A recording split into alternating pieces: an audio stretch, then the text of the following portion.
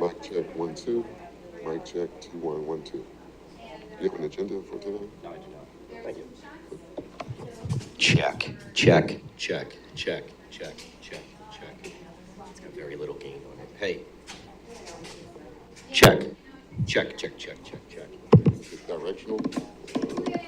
Testing 1 2 3. 3 2 1. Hey, hey. Hey, 1 2. Hey, 1 2. Hey, 1 2. Let me see. 1 2 1 2 1 2 1 2 1 2. Is there volume coming out of here, or is it just because there's a speaker right under us? It I think sounds there's a hollow. speaker. Hey, hey, 1 2. Hey, 1 2. Hey, hey, hey. Check 1 2.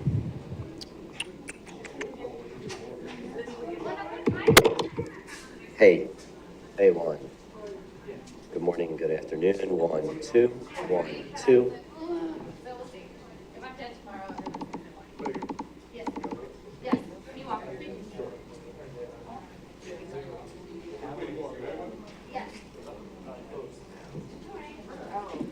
Mic check 1 2 3.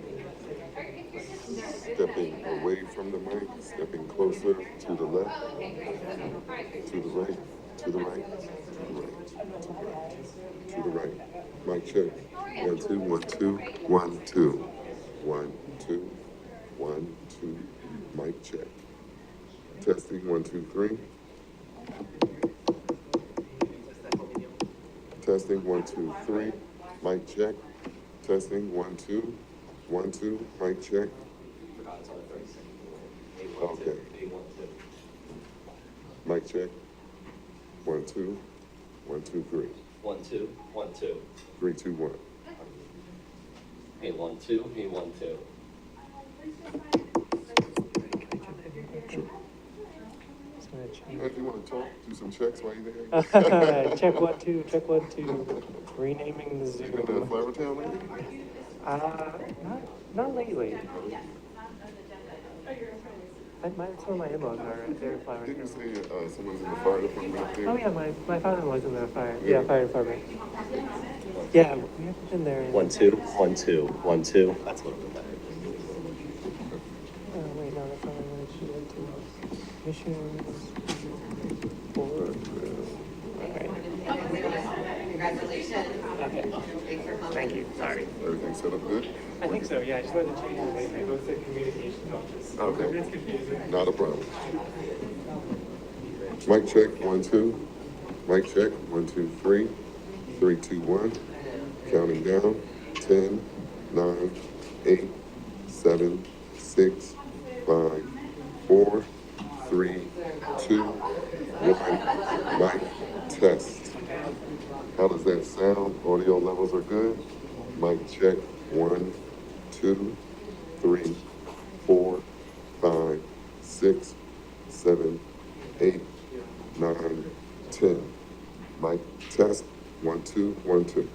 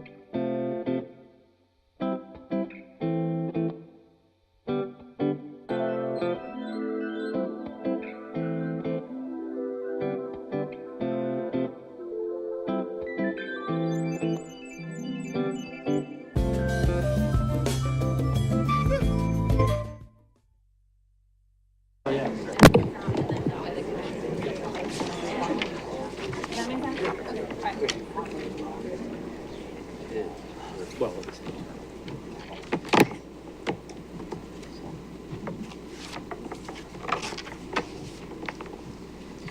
Good morning. We'll call to order. Thank you. Somebody responded. Good morning. Welcome. We'll call to order the September 25th, 2025 meeting of the Montgomery County Board of Commissioners, seeing all three commissioners present. I will ask our clerk of courts to lead us in the Pledge of Allegiance.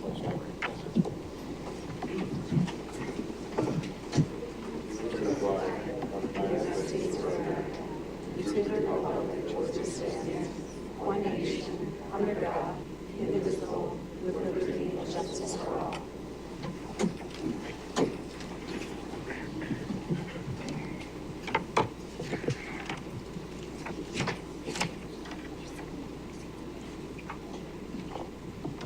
So, full of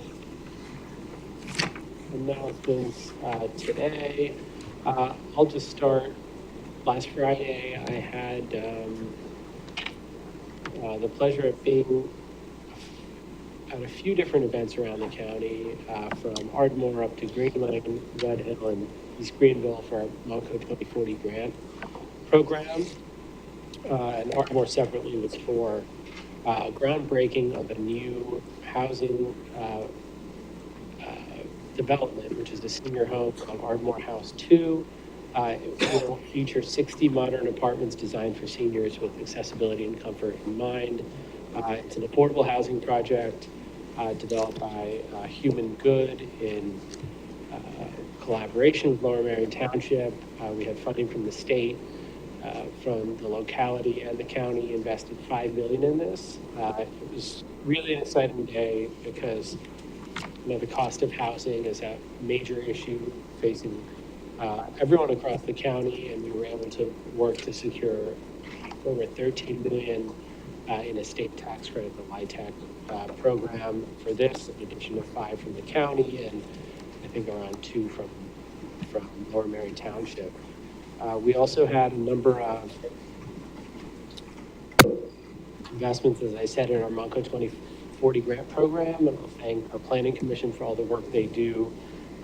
We shared with East Greenville a check in our investment in a new park there called Action Park. It's going to create a trail around the playground. There's a basketball court.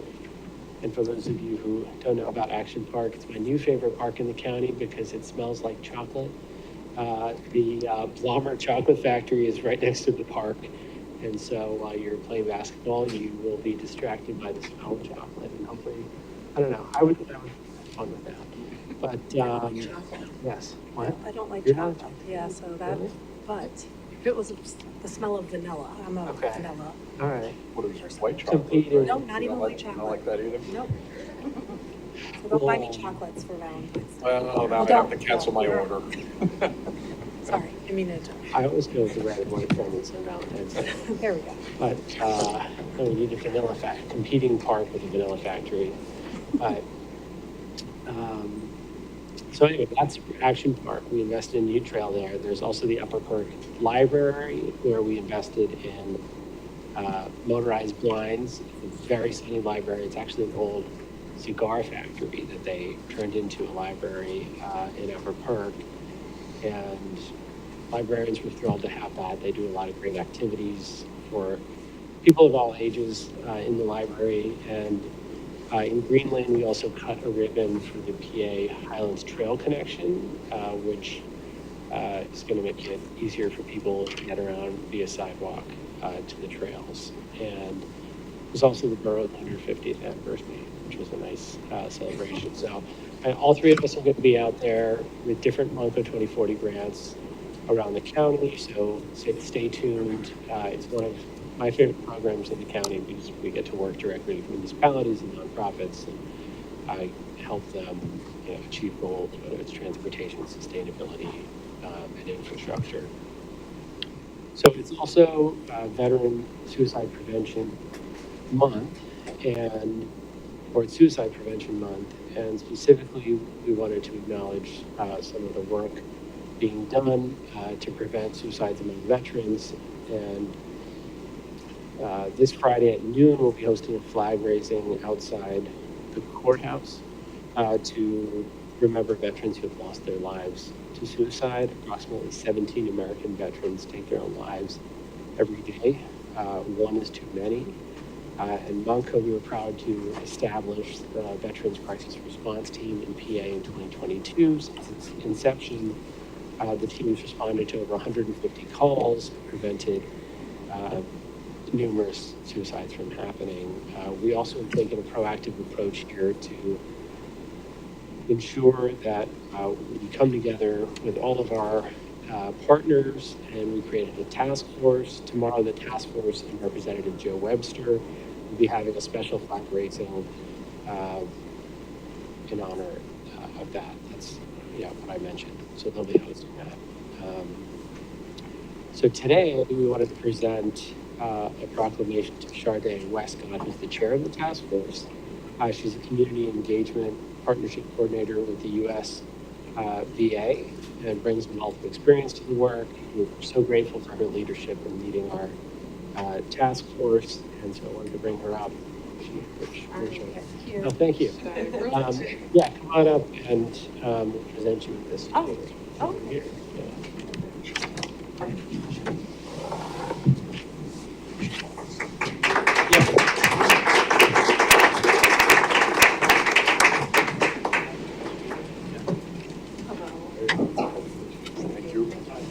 Thank you. I actually had a proclamation to read from Joyce. Oh, wow. You trade proclamations. Okay. If you want to share it here, why don't we just Okay, take a photo. Let's do a photo first. and Yeah. All right, 1, 2, 3. Thank you.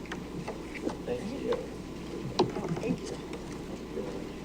Smart.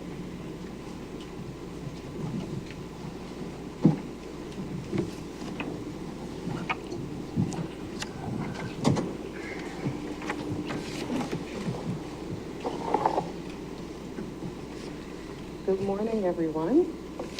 Thank you so much for this proclamation and acknowledgement for veteran suicide. Again, my name is Charday Westcott. I am the Community Engagement and Partnership Coordinator for Suicide Prevention at the Coatesville VA Medical Center. I'm responsible for developing partnerships and coalitions for community-based interventions for suicide prevention. I did not serve in the military, but I do come from a large military family. My mom, 20 years Air Force, 2 of my brothers, one who I'm wearing on my chest, and 5 of my uncles served in the military. And I would just like to read the proclamation from Representative Joe Webster. So the proclamation, House of Representatives, Montgomery County House Delegation. Whereas the Commonwealth of Pennsylvania honors and respects the service and sacrifice of veterans who have bravely defended our nation and its freedoms. And whereas there are over 600,000 veterans residing in Pennsylvania, each of whom has earned our deepest gratitude and unwavering support. And whereas the well-being of our veterans is of paramount importance, yet tragically, veteran suicide remains a serious public health issue, with an estimated 17 veterans across the United States dying by suicide each year. And whereas the Commonwealth of Pennsylvania is committed to raising awareness about veteran suicide and ensuring that our veterans have access to mental health resources, support systems, and community programs they need to thrive. And whereas Pennsylvania provides a variety of services to support veterans, including the Montgomery County Crisis Line, which is available 24/7 at 988, and offers confidential assistance to veterans in crisis.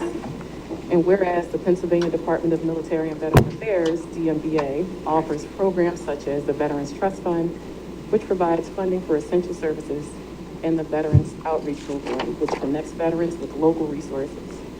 And whereas the state's network of county directors of veteran affairs ensures that veterans receive the benefits and services they are entitled to, and that they are connected to mental health and suicide prevention resources.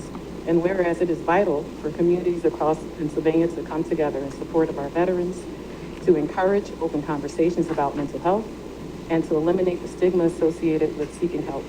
And whereas Veteran Suicide Prevention Week serves as a time to educate, advocate, and extend our hand to those who have given so much, ensuring that no veteran feels alone or without hope.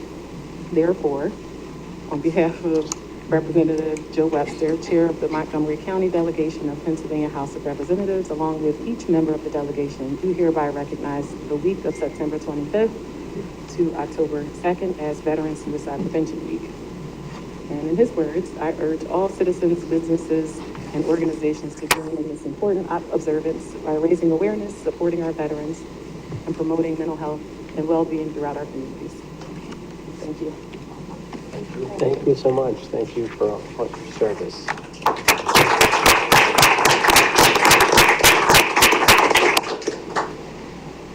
So lastly, before I turn it over to my colleagues, Rosh Hashanah was earlier this week, celebrating the beginning of the new year on the Jewish religious calendar, and we have 100,000 people in Jewish households here in Montgomery County, so wish all of you Shana Tova, Happy New Year, and an easy fast for next week for Yom Kippur.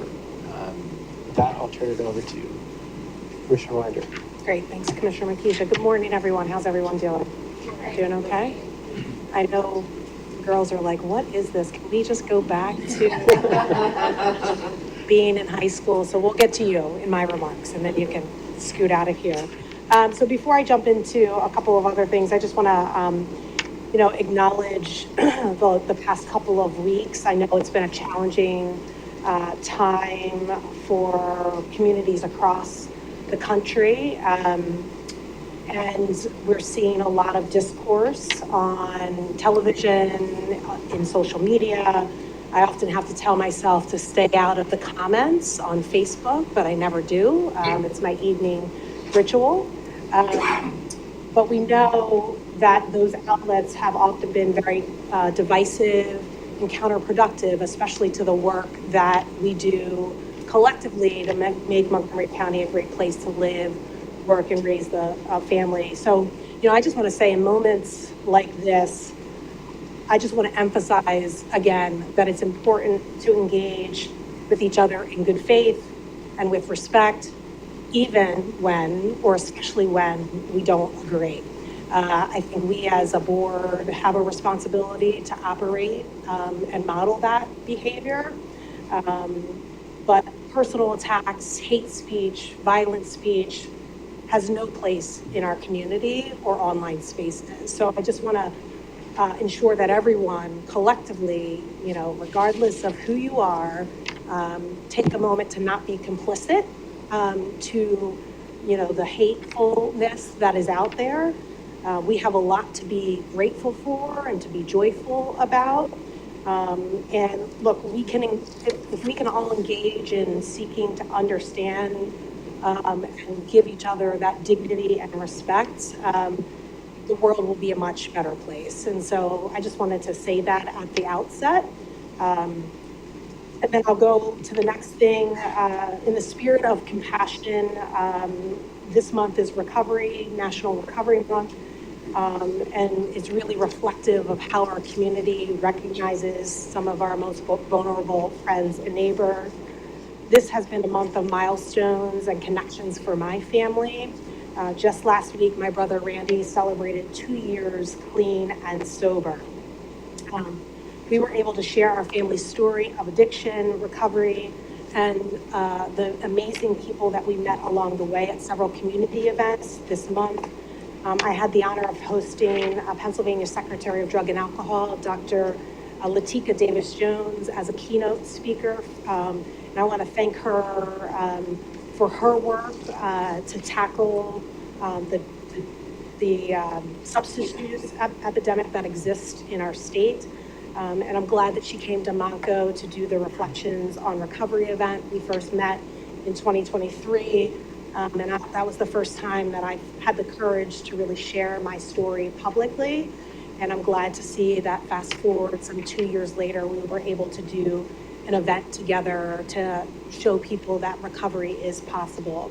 Commissioner McKeegan and I also attended Lights of Hope at Elmwood Park Zoo to commemorate those who have lost their lives to addiction and shine a light on the possibilities of recovery. So it was good to be there with you. And this past weekend, I was proud to walk alongside my brother Randy at the Pro Act Recovery Walk at the Navy Yard. For many of you know that I lost my mother, or we lost our mother 1.5 years ago.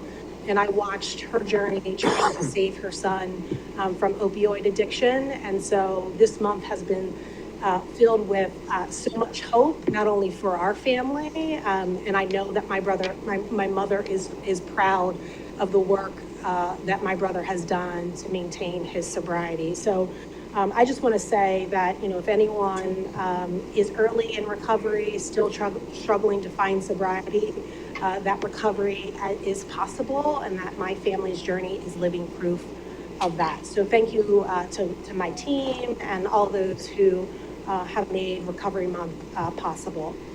On October 7th, we are excited to break ground on the new Trail Junction Center. We've been talking about this probably since I joined the board back in 23. It's a multi-million-dollar transformation of Norristown's historic freight station into a vibrant community hub and a gateway for thousands of trail users and residents alike. The project has been shaped by the community, ensuring inclusive amenities and a design that honors both Norristown's past as well as its future. The Norristown area has been home for me for more than 40 years, so I'm glad to see this project move forward. Between this project and our Justice Center getting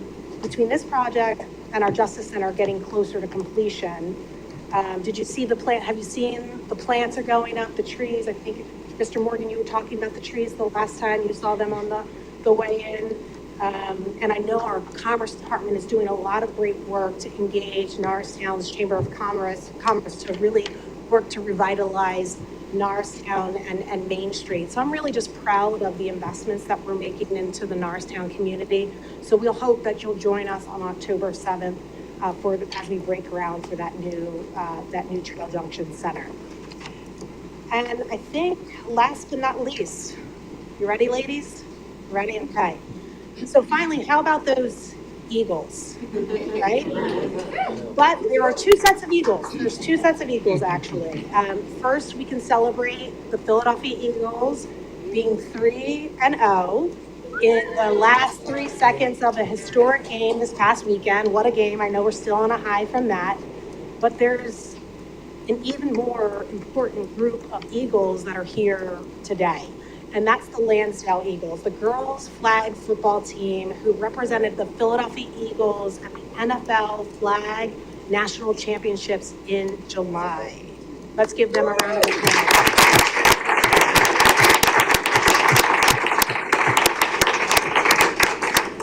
So we're so proud that our Lansdale Eagles reached the semifinals, right? Is that right? In the national competition. And we're so proud they represented Southeast Pennsylvania on the national stage. So joining us today are seniors, Katarina, Jenna, Aubrey. Did we get, okay, you're here, okay. And Allie is here. Good. And of course, their coaches, Brandon and Larry. Okay, so we're gonna come up, give you a commendation, and we'll take a picture with you. Congratulations.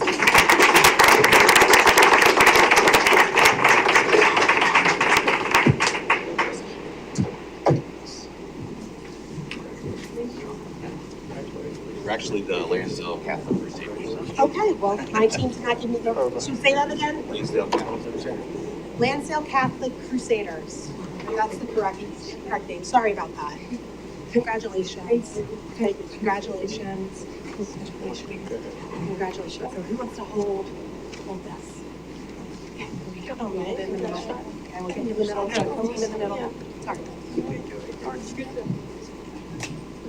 All right, right here, folks. All right. 1, 2, 3. While you guys are up there, can we do a quick Eagles chant? Spell it right? We have to spell it, right? Yes. All right, let me think about that. Okay, ready? E. Eagles! All right, thank you. Thank you. Thank you for coming in. Great job. Right, that's it for me.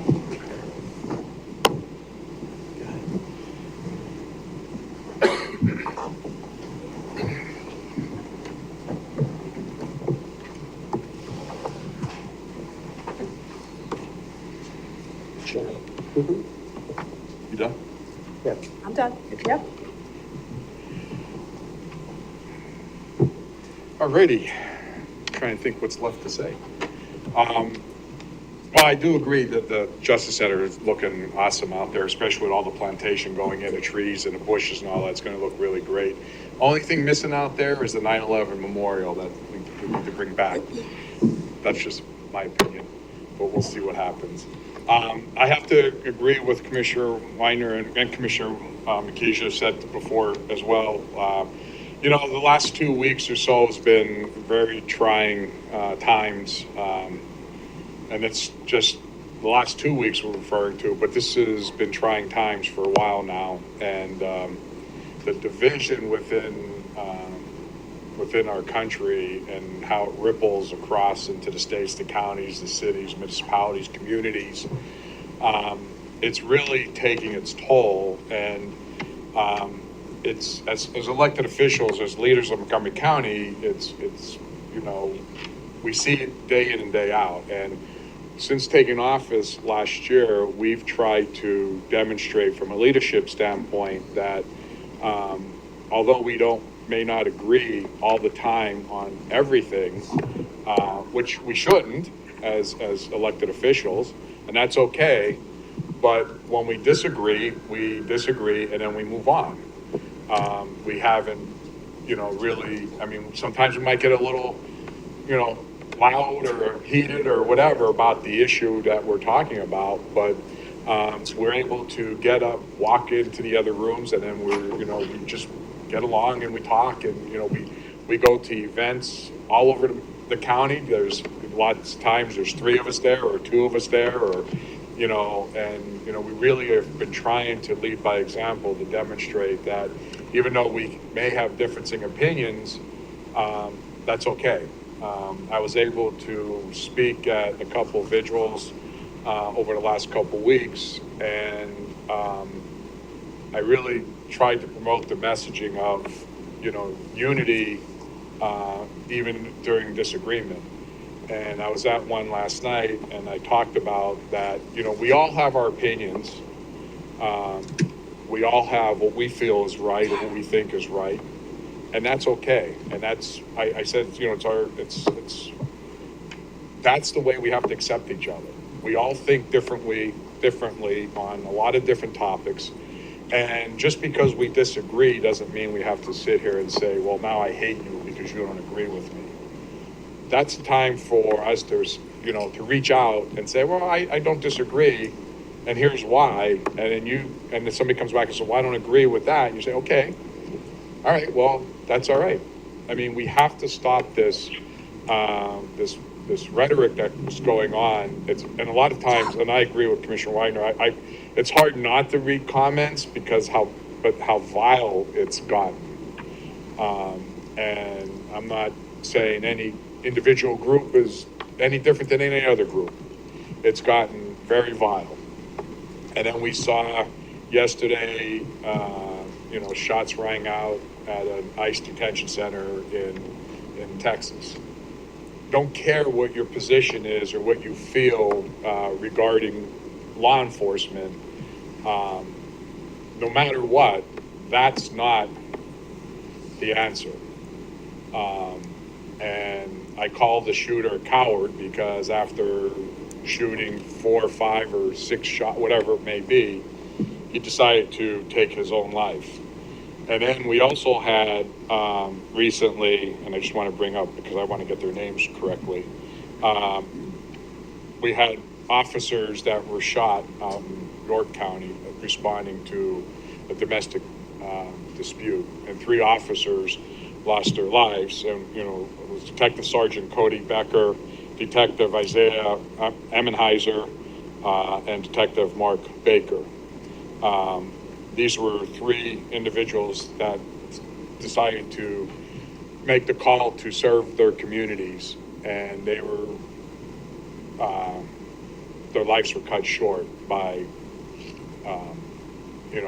somebody that you could call it assassination, you could call it whatever you want, but their life was cut short. An ambush actually is what occurred there. And for whatever reasons, we see these things are happening. And I ask, and I know all 3 of us, because we tried to get a message out. We put a post out last week on Facebook as well, talking about how we all got to come together. And I just hope that after the events over the last couple of weeks, and we know a lot of this was spun off also with Charlie Kirk being assassinated, and a lot of stuff went on, regarding, what you believed or not believed, what you thought or didn't like about Charlie Kirk or liked about Charlie Kirk. It's all irrelevant when we get to that point of when somebody's basically assassinated for what they felt was, in their mind, freedom of speech. So I ask that we all ask collectively that we all come together as a community, as a society, and it's just as easy to extend a hand to say, you know what, I disagree, but that's okay, than it is to go and become vicious and make ridiculous remarks, or take, even worse, by taking the approach that we've seen most recently with the violence with assassinations or ambushes. So with that, thank you for listening for a couple seconds there, but I think it's important because I know that all 3 of us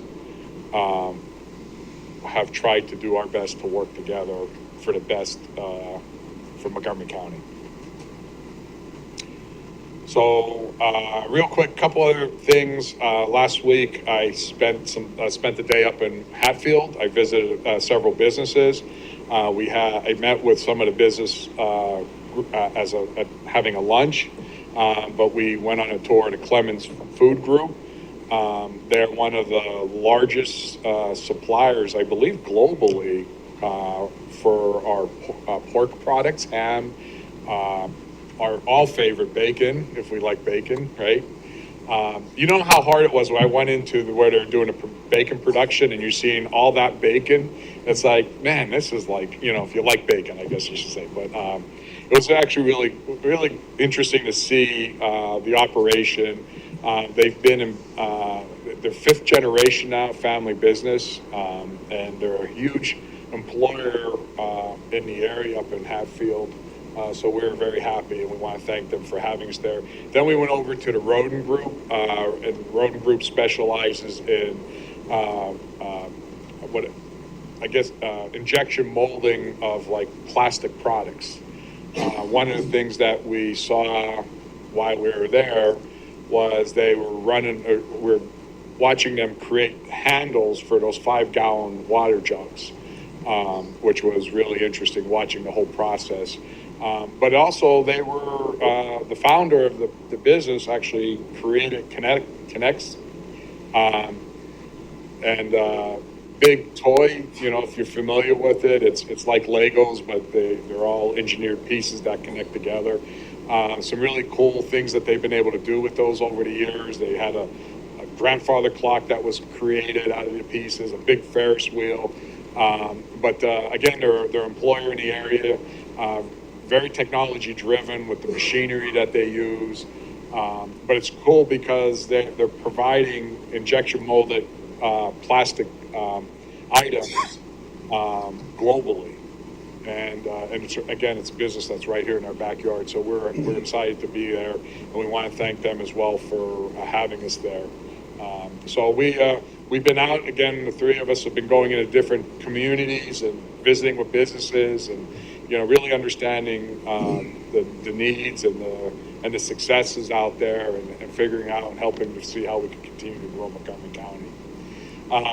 Also, our Monco 250, our planning commission is hosting a public event on September 30th, 4 to 6 p.m. at the Ambler Theater. Our planners will be unveiling the draft version of the goals, strategies of our next county comprehensive plan. So I attended one in, I forget where it was. It was Lansdale, I think. Was it Lansdale?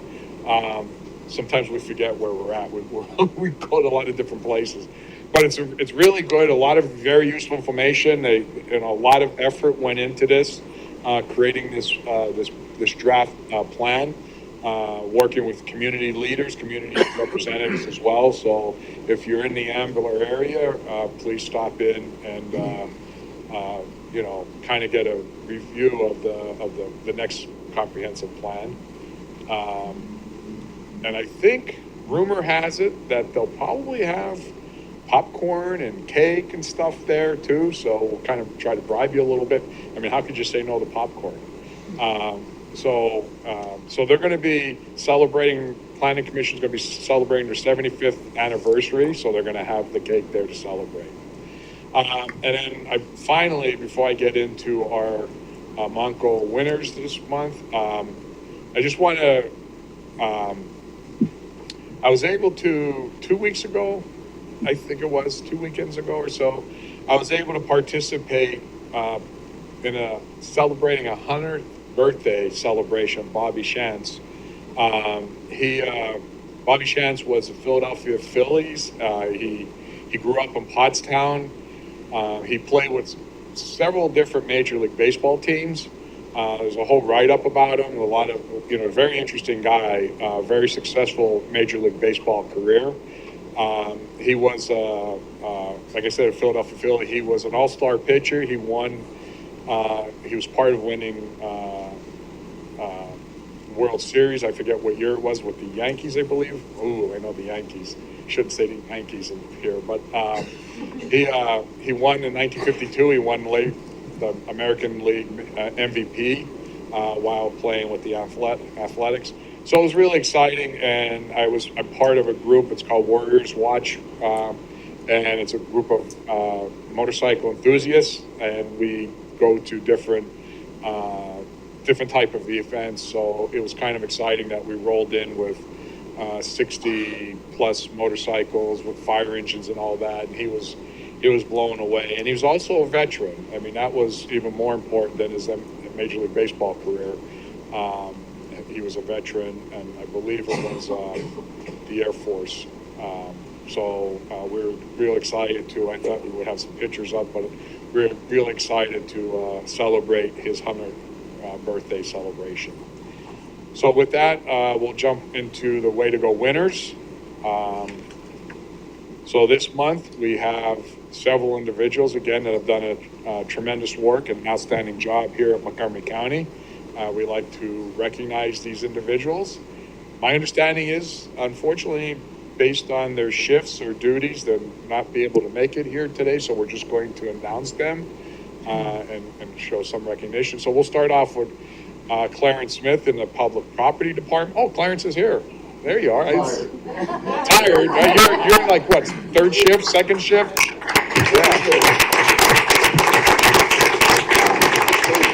Well, thank you for being here, and thank you for all your hard work. You can step now. Get your recognition before you run out. Clarence, we need a picture. You can take a picture with you. And you can leave. So while he's doing that, Helena Pierce, is Helena because I was told nobody was going to make it, but I don't want to. Helena? Nope. Helena is OSP 4 in the Office of Mental Health and Developmental Disabilities, early intervention with HHS. We have Susan Wenrick, interim contract director in the Office of Finance. Clarence, we want to get a picture with you. You're going to make. Come on up here. Come a long way. Come a long way. Then you can run home and get your rest. No problem. Thanks for being here. Nice to see you. No problem. Gotta do it all right. Yeah, that's right. All right. Right here. 1, 2, 3. Oh, got it. All right. Thank you. Have a good day.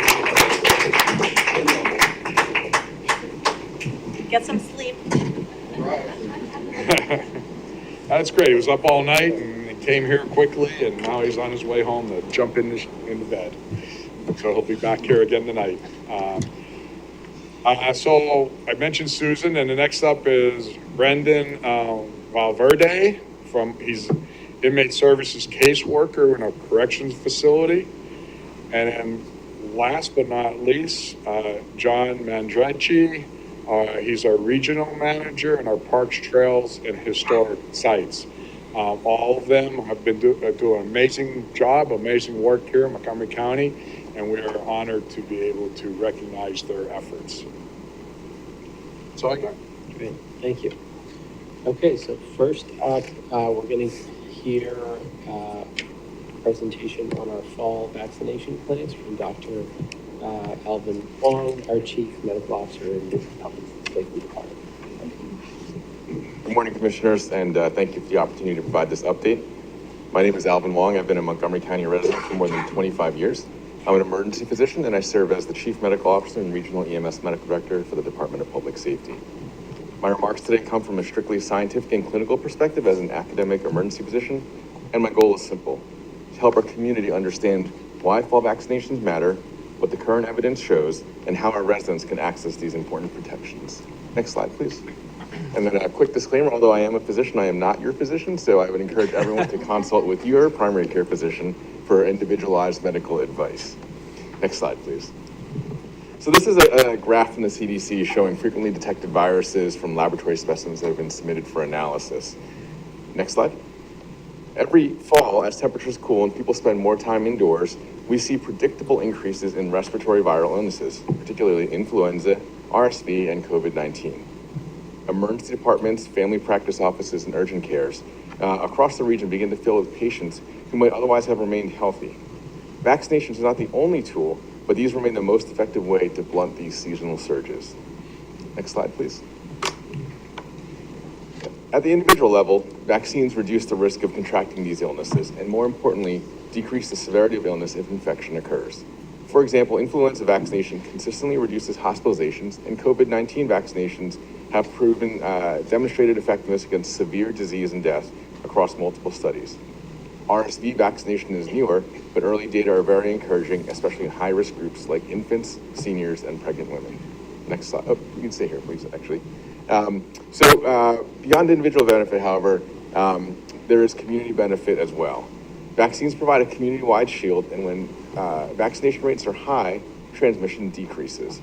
These protect vulnerable populations such as newborns, older adults, and those with weakened immune systems who may not respond fully to vaccinations themselves.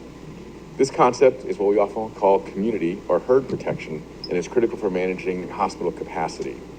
Every avoided hospitalization preserves resources for trauma patients, heart attacks, strokes, and all the other emergencies that do not take a holiday just because the viral season hits us. The end goal here is straightforward: to reduce preventable deaths and serious illness. In the United States, influenza kills tens of thousands annually, RSV hospitalizes more than 150,000 older adults, and COVID-19 continues to cause deaths each year. Each of these diseases has safe, evidence-based vaccines available now. Next slide, please.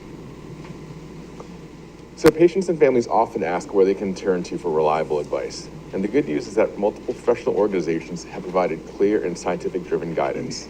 The Pennsylvania Department of Health endorses the recommendations of the American Academy of Pediatrics for Children, the American Academy of Family Physicians for the general population, and the American College of Obstetricians and Gynecologists for pregnant women.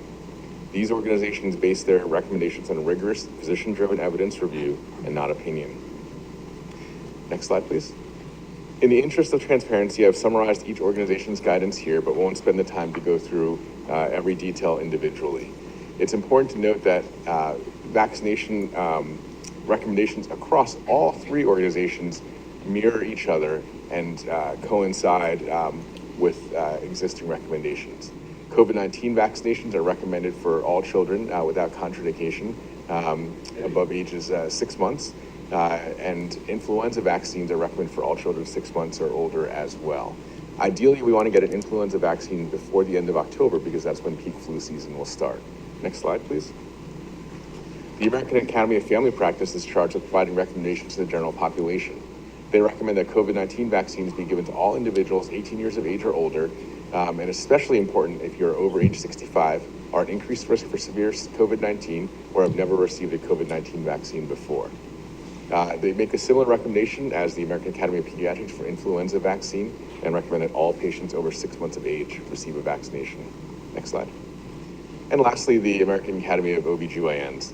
They recommend that pregnant patients get vaccinated with an updated 2025 vaccine as soon as possible in any trimester of pregnancy and at the earliest possible opportunity to maximize maternal and fetal health. Influenza recommendations are mirrored as the COVID-19 vaccinations, and there are very specific recommendations for the RSV vaccine, which are best discussed with an OBGYN. Next slide, please. The good news, however, is that there is insurance coverage for these vaccinations. And on Monday, the Pennsylvania Insurance Department, in partnership with the governor's office, confirmed that all private health insurance companies in the Commonwealth are required to cover vaccines that were recommended under the 2024 ACIP, or Advisory Committee on Immunization Practices guidelines. This means that cost should not be a barrier for those with insurance. And for those without insurance, federally funded programs remain in place to provide access. So tying all of these recommendations together, next slide, please. When we consider seasonal trends, the proven individual and community benefits, the reduction in deaths and hospitalizations, and the guidance of trusted professional organizations, and the fact that insurance cover is mandated, the conclusion is very clear. Vaccination is one of the most effective tools that we have to keep Montgomery County healthy through the fall and winter months. And now, while I wrap up, we have our dedicated team of nurses from the Office of Public Health to provide COVID-19 and flu vaccines for those who are interested. But I want to use this opportunity to talk about where we can go for vaccinations. Next slide, please. So vaccines are available through multiple pathways. Certainly, your first stop should be your primary care physician, your pediatrician's office, or your OBGYN. Local pharmacies and community health clinics, such as the OPH vaccine clinics, are available resources as well. I have on this slide a QR code which will link you directly to the Montgomery County webpage, showing where you may schedule your vaccination if you would like to go to one of the OPH clinics.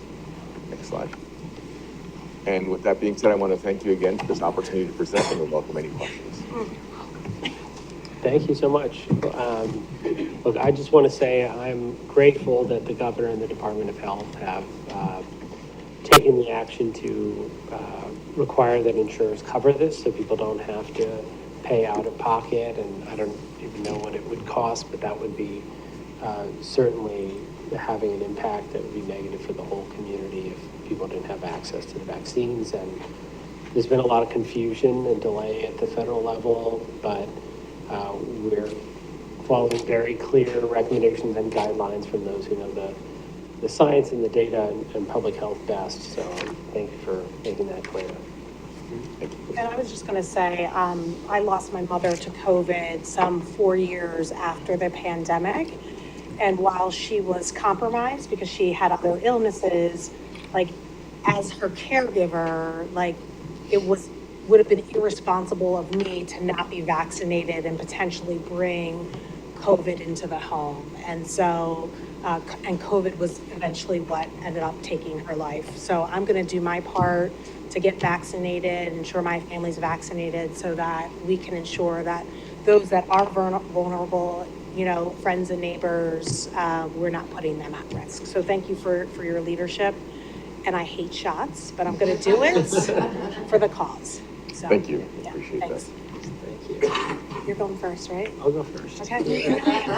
Oh, we're going at the same time. Oh, we're doing the needles at the same time. No? We're not? Okay. That's what we did last. That's what we did last time. I know. Hopefully, not if you have a Band-Aid with a superhero on it, preferably. Should I just sit down? I'll just sit down. Right. Can I do it? There's needle in it. I try. Oh my God, I draw. I'm not capable.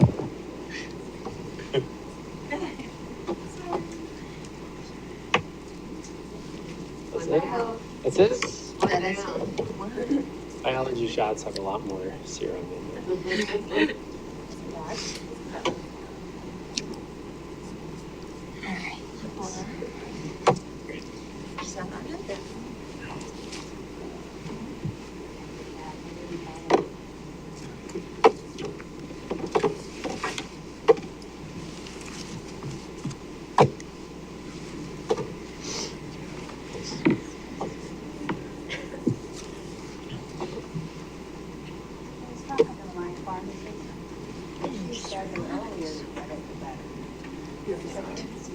As long as. Says? Which one was that? Which one was which? Sorry. That was good. So, It all depends. Thanks. The net recognition that's made, so it's tough to predict.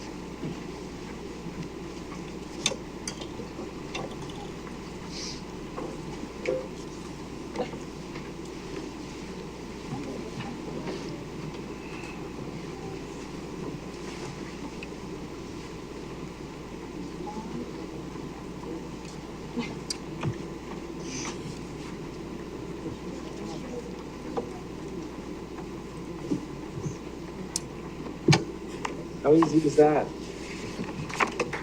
Thank you very much. Great.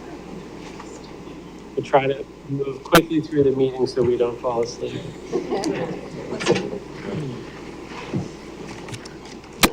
Okay, next up, we're going to hear from our CFO, Dean Bertone, on our quarterly financial update. Thank you. Next slide. Real quick, so I'm going to give you an update on where we stand with our 2024 Comprehensive Annual Financial Report and the posting of it.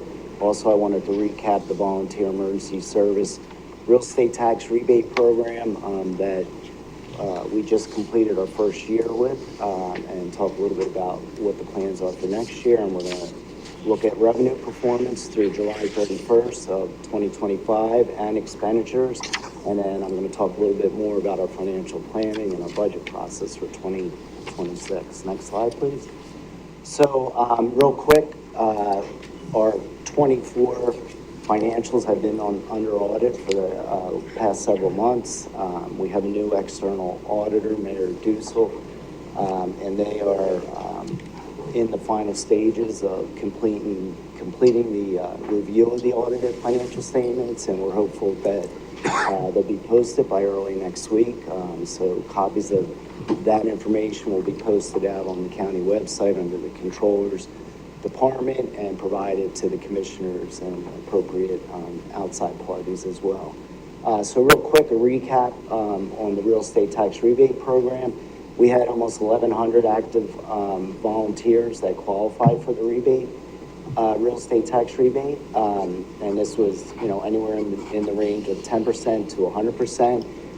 As you know, based on the approved program and ordinance, they earn points as the year goes on for various volunteer services that are provided with the fire companies and EMS agencies. On average, the rebates were around $600. We issued approximately $664,000 of total real estate tax rebates, and that was for the tax year 2024. So the volunteers earn their points through that year. They're certified by each of the companies, and then they submit that to the county in the beginning of 2025, and that's how the program rolls. So we're now getting prepared for 2026. It was the first year of the program.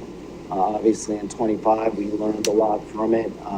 We're going to be meeting with the emergency service agencies later in the fall, just to talk more about what the expectation is and what the timeline will be for the program in 2026. We're also going to be meeting with the local tax collectors, since they have the responsibility of providing certification for those applicants that are applying, and we're going to look at ways that we can streamline that process for the volunteer fire companies and EMS agencies as well.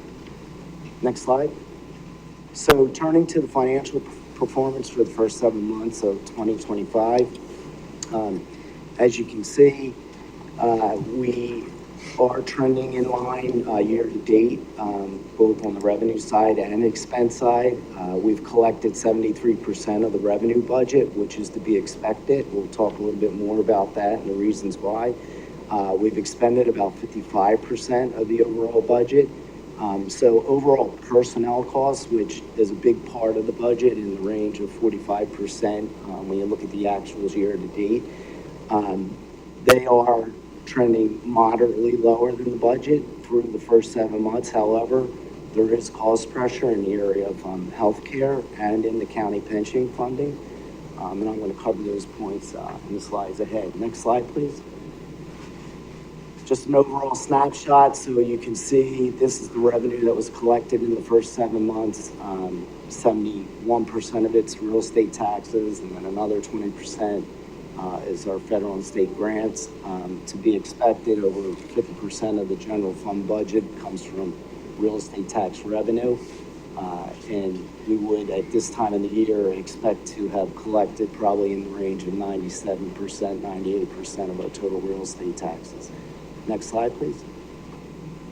When you look at the major revenue categories, as I mentioned, you can see real estate tax collection, we received 97% of the budget. We have a very good collection rate historically, and that continues from the numbers that we see at the moment. I will say about the federal and state grants, even though they're trending along the budget line, with the state budget impasse, we have seen a slowdown, obviously, in a lot of the revenue categories that we typically get from the state in the form of grants. So that is a topic that I'll be covering a little bit here.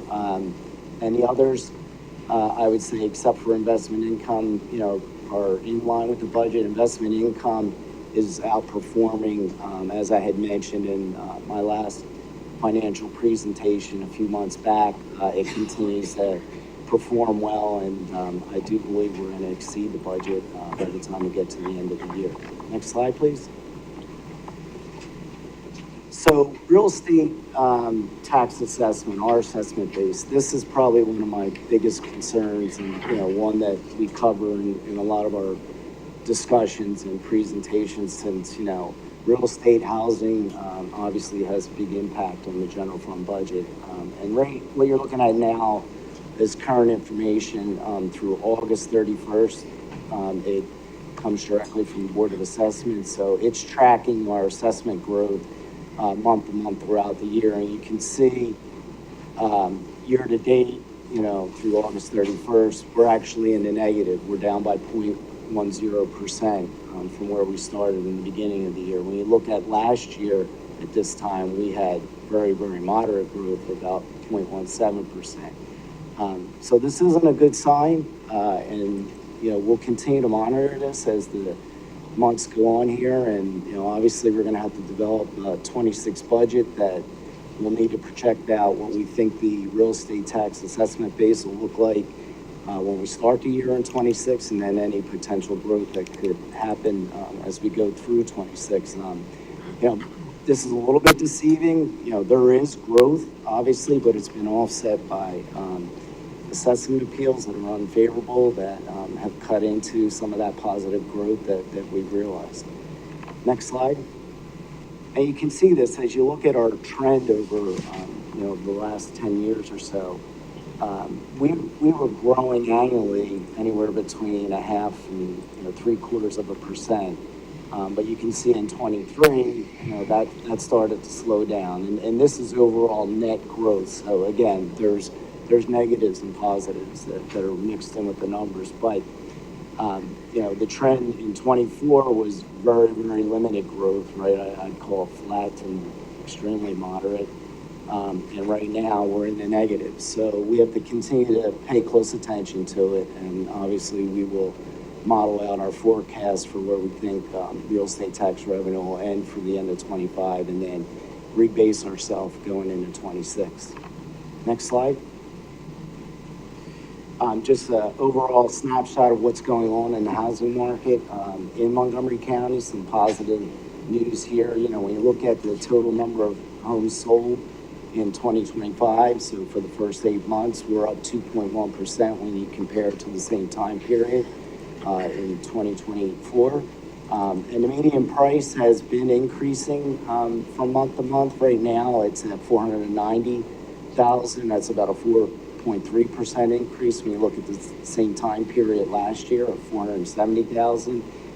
Looking back to just July, it was higher, but these are snapshots in time. I think the positive news is that the trend is the median home sale has continued to increase, as we've gone through the months this year.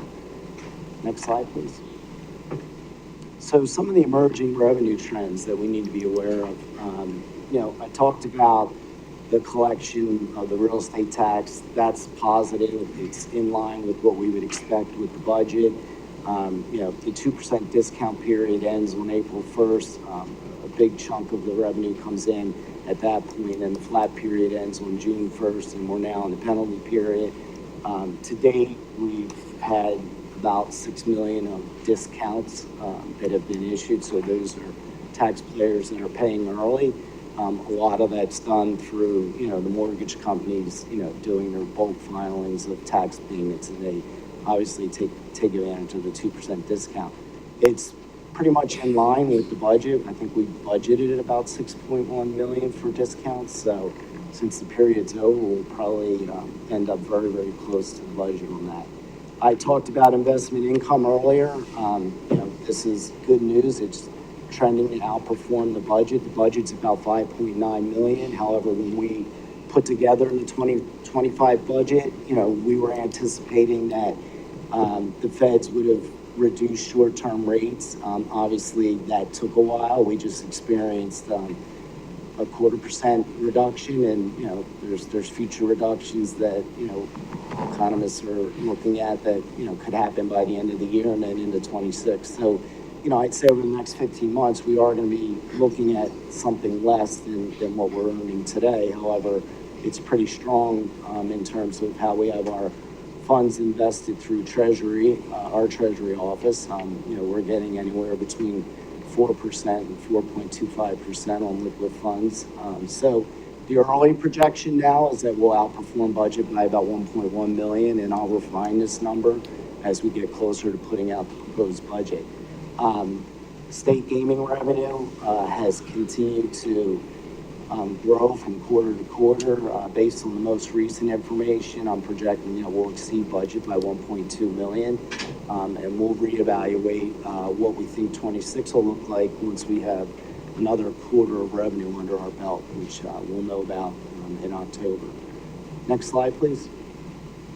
I talked about the real estate assessment base. As I said, there's been some unfavorable assessment appeals on the commercial side and residential side that are impacting our growth. We continue to look at the federal and state funding, that makes up probably 35% of our general fund. Right now, we are utilizing general fund reserves to fund some of the critical health and human services that are primarily funded by state funding. So with the state budget not passed yet, the new fiscal year, which would begin July 1st, we're not receiving funding for those services. So the county is using general fund reserves to take care of that, with the hopes that the budget will be passed soon, and then we'll immediately get the funding back in. It does have a little bit of a negative effect on us because those funds would be invested right now and we'd be earning investment. Next slide, please.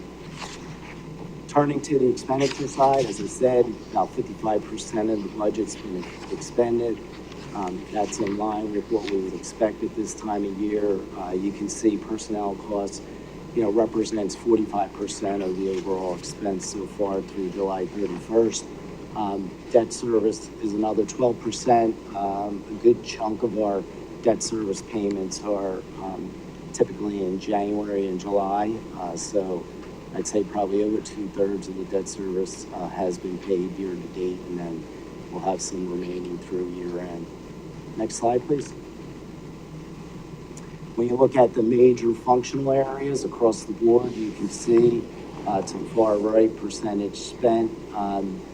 We're pretty much in line through all the functional areas. I will note that others is a mixture of things, which includes debt service, our appropriations to SEPTA and the Norristown Public Library. So that one has a little more detail to be explained. That is probably too deep for us to get into right now, but I would note that that's what's included in that category. Next slide, please. So on the expenditure side, some emerging trends, personnel expense, we're trying to keep a close eye on the things that we can control, and healthcare costs has been very critical area that, high pressure in terms of increased employee utilization, increased service costs. This isn't just our organization. This is, the private sector, the public sector.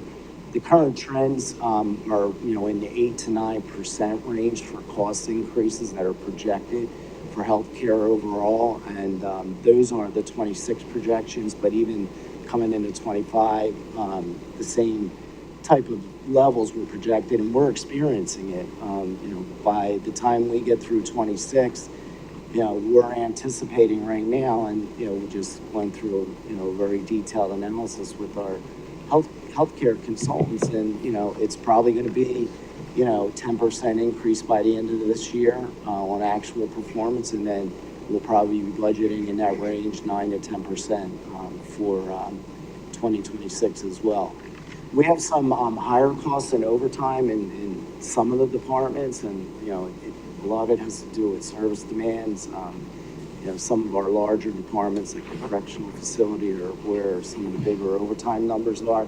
However, there are some higher vacancy rates in these departments, so some of that overtime cost that we wouldn't anticipate is being offset by some vacancy savings too. But there are some topics going on that are driving overtime costs in the service areas.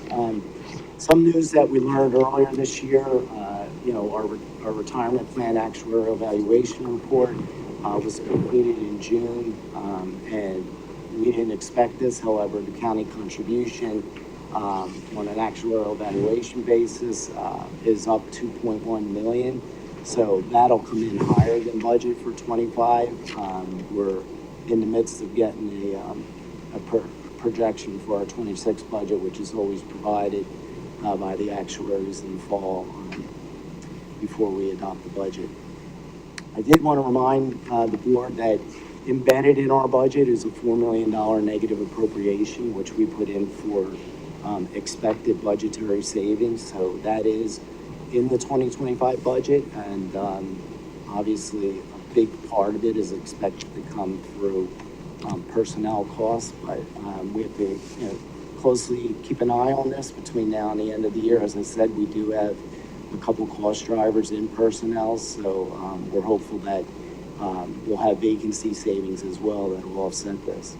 Our debt service expense will be lower than budget. We completed a new money bond issue mid-year, and we're projecting that just because of the timing of the bond issue, we had anticipated that we'd have about $5 million of new debt service that would have hit relating to the bond issue, but it's actually less than that, at least for 2025. So that'll be on a budget basis about a $3.5 million savings. Next slide, please.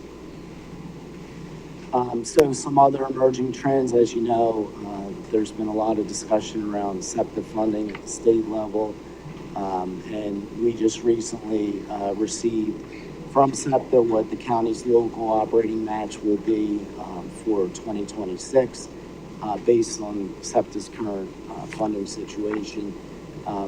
We contribute 7.8 million currently. It's going to go up moderately at 150,000 for 2026.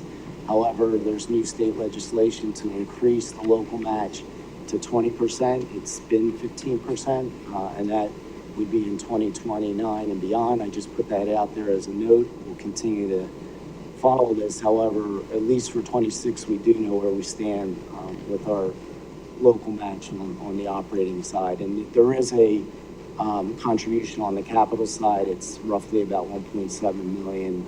That's only going up by a small amount as well. Real estate tax refunds, they are projected to exceed budget. This has to do with what I was discussing earlier with the real estate tax assessment appeals, the unfavorable ones. We've had some that, are multi-year that are just being resolved. So we may see a higher than expected cost there on the budget side. Next slide. Our energy costs, as you know, the collar counties and Montgomery had joined forces to create the Sustainable Energy Partnership with Southeastern Pennsylvania. We spent several years forming the group and planning, and 2025 is our first actual year where we're operating together under a managed portfolio. We're buying our electricity wholesale, so we're getting some of the best pricing possible. And this is Bucks, Montgomery, Delaware, and ourselves. So we've been buying blocks of energy, since 24 for the out years. So right now we're projecting that, and we've been getting fairly good pricing, buying when there's dips. We have consultants that help us out with this. So we're projecting overall electric costs to remain flat in 26 compared to 25. So this has been a really good move for all the counties. Next slide, please. I had mentioned in my last presentation that we had an initiative underway earlier in the year to look at our budgets and analyze them in 25 for opportunities for efficiencies and cost savings, and all of our departments participated in the exercise. We've identified at the moment about 2.5 million of expenditure reductions through that analysis that are being evaluated not only for savings in 25, but to be implemented in the 26 budget as a reduction. So a big part of it is in personnel, and we have about 15 full-time equivalent positions that are vacant. So we are saving against the budget because they're vacant at the moment, but they're under review for elimination in the 26 budget. And we'll have more on that as we discuss with the commissioners in the weeks ahead how we're framing out the 26 budget. But there's also a reduction in various discretionary spending items across all the departments. This includes training, materials, contracted services, and we're hopeful that this number is going to be larger than what we're seeing right now. We just got through departmental budget reviews in the summer months, and we're fine-tuning the numbers, but we're looking for every possible opportunity to contain costs or reduce expenses and be more efficient. Just recently, the county has engaged a consultant that they'll begin their work in the weeks ahead here to review our expenditures, our contracts, and look for savings and efficiencies. So hopefully we'll have some of that information before we put the proposed budget out, but it'll likely carry over into 26. Next slide, please. So some other cost containment and revenue enhancement opportunities. This year, the Proprietary's Office and the Register of Wills went through a formal exercise of evaluating their fees across the board. Both have approval from the courts to increase fees. They're in the process of doing that. So in the last quarter of 25, those new fee schedules are going to be put in place, and that revenue wasn't anticipated in the 25 budget, so we'll get a little bit of it, and then we'll rebase for 26. So, and we do that across all our departments, although in the row offices it's the bigger piece of our departmental fees that flow into the budget. Just recently, with the help of our outside healthcare consultants, the county was able to restructure its prescription benefit administration services. So this is a pharmacy that's provided for our employees. That's going to result in savings of about 1.3 million next year. And the contract will be effective as of January 1st. So that was a win-win for us. We went out to market competitively and restructured a few things, and we're able to achieve savings in that area. We've talked about the joint purchasing of electricity. That has been positive and will on the 26 budget. Another area that is actually happening now, but will roll into the 26 budget, the Office of Aging Services is transitioning its ombudsman program in-house from contracted services, which we use right now. This is projected to save about $300,000 annually, which will be able to be reallocated to other programs in the aging department. Next slide, please. So, the financial outlet, the economy obviously is Oh, I'm sorry. Question, the 1.3 for the PBA, is that included in the 2.5 million number? Or is that's a separate No, savings? that's separate. Yeah, okay. So what, That came up during our budget meetings. okay. So the 2.5 is specifically for just overall personnel? A good chunk of it is, I'd say half of it, but, you know, around half of it, but it's, the other piece of it is across the board in the various expenditure line items, like I was saying, training, materials, services. Okay. We can probably wrap there if we want to close, I think. Just we should probably move on. What's that? I'm saying we can probably wrap up after this. Oh, okay. Yeah. Yeah, I was getting to the end of it anyhow. So I'll just quickly conclude with that, you know, we are in the process, you know, framing out what the 2026 budget is going to look like. That's going to be presented to the board in November, and then we'll follow the normal public process with adoption scheduled for the last meeting in December. Awesome. Thank you. Really appreciate it. Thank you for everyone doing the work to find the savings. I know the last slides you had were about the uncertainty of what's happening in the state, and Yeah. thankfully we have not had to take any loans. We're just using the cash reserves for now. That's correct? I'm sorry. We're just using the cash reserves. Yeah, To pay for the state funding. yeah. Right. How long could those last us? You know, we have a pretty strong fund balance reserve. Yeah. So I'll just say by example, in 2015, we were going through the same thing. I wasn't here at the time, but over 6 months at that time, we depleted our fund balance reserve. So I'd say it's safe to say that by year end, we'd still be in a position to use our reserves and cover the services at the current levels. Okay.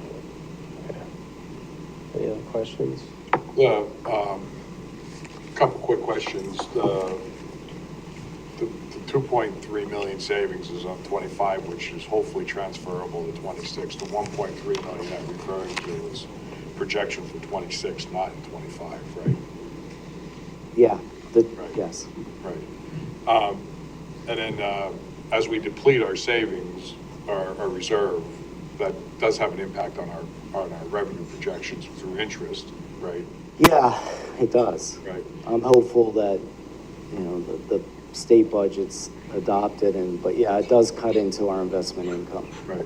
Can we come up with an estimate on what that is and share it with our legislators? I could work something up for that, yeah.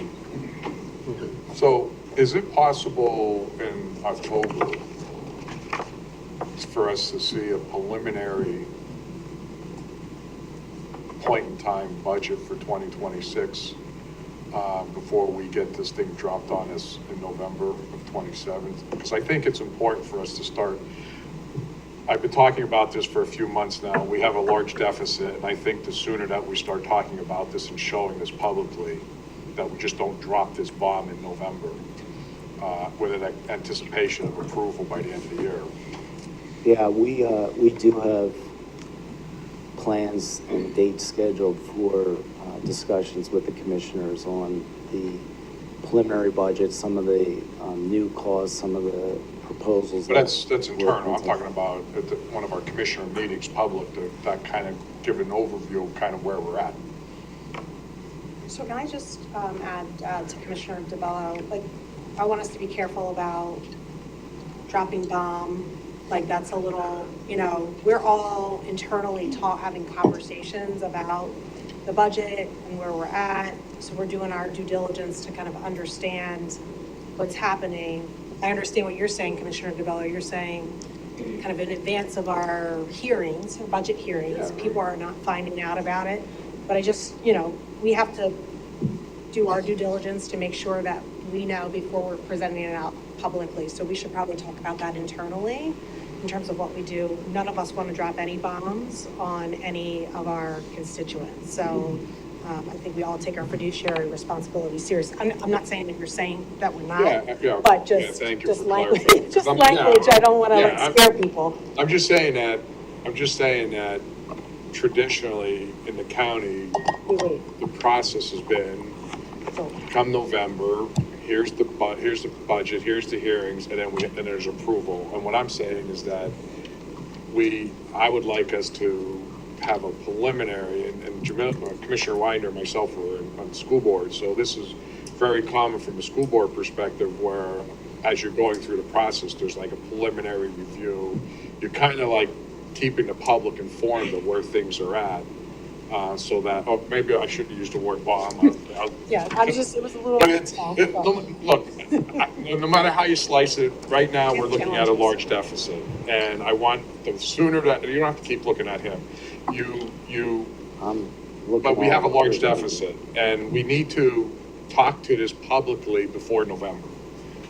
Because I don't want us to all of a sudden, and we are working very closely, we're trying very hard, each one of us have meetings with the finance department, we're all up to date on where we're at. We've talked about all this. Unfortunately, collectively, we can't give direction other than in a public meeting. And what I'm saying is that I think October would be a great opportunity for us to at least start laying out and saying, this is what 2026 is looking like, or could be looking like. And we have to make some very serious decisions. I mean, those projections are already made, right? In terms of if, for example, if we just kept funding at a stable level, you know, if the millage rate was the same, if we project for some inflation, like you can come up with that pretty easily.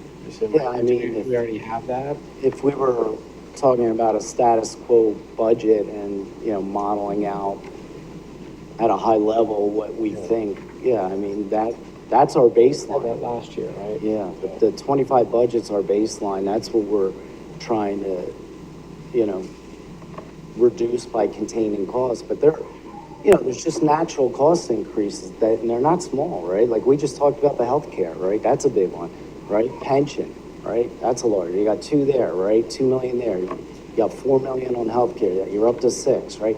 You got contractual base wage increases, right? You're talking about another, you know, several million. You got non-contractual base wage increase. So you're up to 11 million just in those smaller categories, right? Yeah, I mean, it's all great points, and that's why I'm saying that I think we should bring all this up sooner than in November. I've talked about this. I've said it for several meetings, several months. We're between a $30 and $40 million deficit. So, but what he's doing right now Right. is previewing some Right. of the things that we're up against Right. in So, 2016. right. So, Yeah. So I think it's good for us to publicly, I'm not trying to make this a negative thing, I'm trying to make it a positive thing and saying, look, we're working on this. I want people to know that we're working on it, and I want people to understand the effort that's going into, we all take this very seriously. And all I'm saying is that I think it would be good to have like a preliminary review in October. That's all, that's the So whole. I think, yeah, I think what could be helpful is that status quo essentially, right? If you know, we don't do nothing, right, in terms of the village rate, and if all the inflation, healthcare, and other costs, like what does that look like? Right. Which I thought we already saw that last year. I don't know, but and Commissioner Makija, if I could just add, there's also like assumptions, like I know in my budget meeting, like there's certain, you know, assumptions that we're making, things that we can do to continue to tinker with it so that we can thoughtfully like lower the tax burden on our neighbors. So I think we're still talking about some of those things. I know there were at least 3 or 4 things that I suggested for us to maybe think about, you know, before we go prime Right. time. yeah. The other point you made was that we have this cost savings consultant and they just got started and we won't really have preliminary ideas from them until later in the year, right? Yeah. That's something that, you know. I mean, you know, as the year goes on, you know, from a performance standpoint of view, financial performance, we're learning more and more about, you know, after you get 6 months of actual financial performance under your belt, you have a better idea of where things are going, right? And, you know, a budget's a budget. You know, we don't always Right, and you've brought up really good points, and what we're trying to say is no matter what, the budget, the county organically grows between 3% and 4% a year. Yeah. That's historical, that's just normal things that some of the things we have no control over, like you mentioned, healthcare we may see a $8 to $10 million increase in our healthcare costs next year. That's all part of this organic growth that no matter what, it's not that we like it, it's not that we want to see it, but this is organic growth. We have wages, we have contracts. I mean, all these things go into that 3 to 4% organic growth per year. I mean, that's the reality of it. Yeah, and so, what the point I wanted to make was, you could start with the status quo budget and say, make assumptions, but when we get halfway through the year, like we learned where the pension contribution, mid-year, we just found out, through our consultants, with months of work, where we think we're gonna land on healthcare. So, SEPTA, all these things, right? They're becoming real numbers now, and, it's easier to present where the cost pressures are. So, I'm open to whatever the board would like to do. Yeah, we can I don't talk mind to you. standing here talking about the numbers. Of course. And No, thank you for the update. All right, This is very helpful, and we'll move on to the next thing, but thank you. thank you. Okay, finally, under announcements, Nellie, Nellie Salvaro, tell us about Hispanic Heritage Month. Buenos días, good morning commissioners and everybody attending, y todo el mundo que está aquí. Happy Hispanic Heritage Month. I want to point out that every year we celebrate Hispanic Heritage Month, and this year theme is right there in talking about pioneers of change. I was very happy that we also were able to have a celebration yesterday with the staff and our amazing staff that are now Latinos or Latinos descents. And we had a panel and we had a great time. Thank you, Commissioner, for coming to celebrate and value the contributions of Latinos in our country. These are 8 of the countries that celebrate Hispanic Heritage Month, and I wanted to mention them specifically because it's a time, of course, of celebration, of acknowledgement of all of the contributions of our Hispanics and our Latinos here in the country. So people always ask me Hispanic or Latino, and there is a lot of history about using Hispanic or Latino. I chose like the basic concept for this meeting. I also added a couple of other names that people use, but normally Hispanic refers to people from Spanish-speaking countries. That's why we include Spain. And then from Latin America, people from Latin America are called Latinos. I am a very proud Hispanic Latina, and I can say both because I speak Spanish, and I also Latina from Caracas, Venezuela. Thank you very much. And a very proud American. Next slide. I want to bring some key statistics on Latino impact and how much we contribute. Latinos contributed over 3.7 trillion to the U.S. economy, driving the fastest growing economy segment since 2020. It is important also to highlight in here that every year 1 million Latinos turn 18, which means that they are become eligible to vote in the national elections. Another couple of key statistics on Latinos is that we are the driving force on small businesses. Latinos open 10 times more businesses, small businesses in the country. So we contribute towards the economy and the local economy, not only at the national level, but here at home in Montgomery County. I also wanted to honor our Latinos in the military. We're very proud that we have a large presence of Latinos very proudly serving and the representation is growing. As you can see, they currently represent 17% of active duty service members.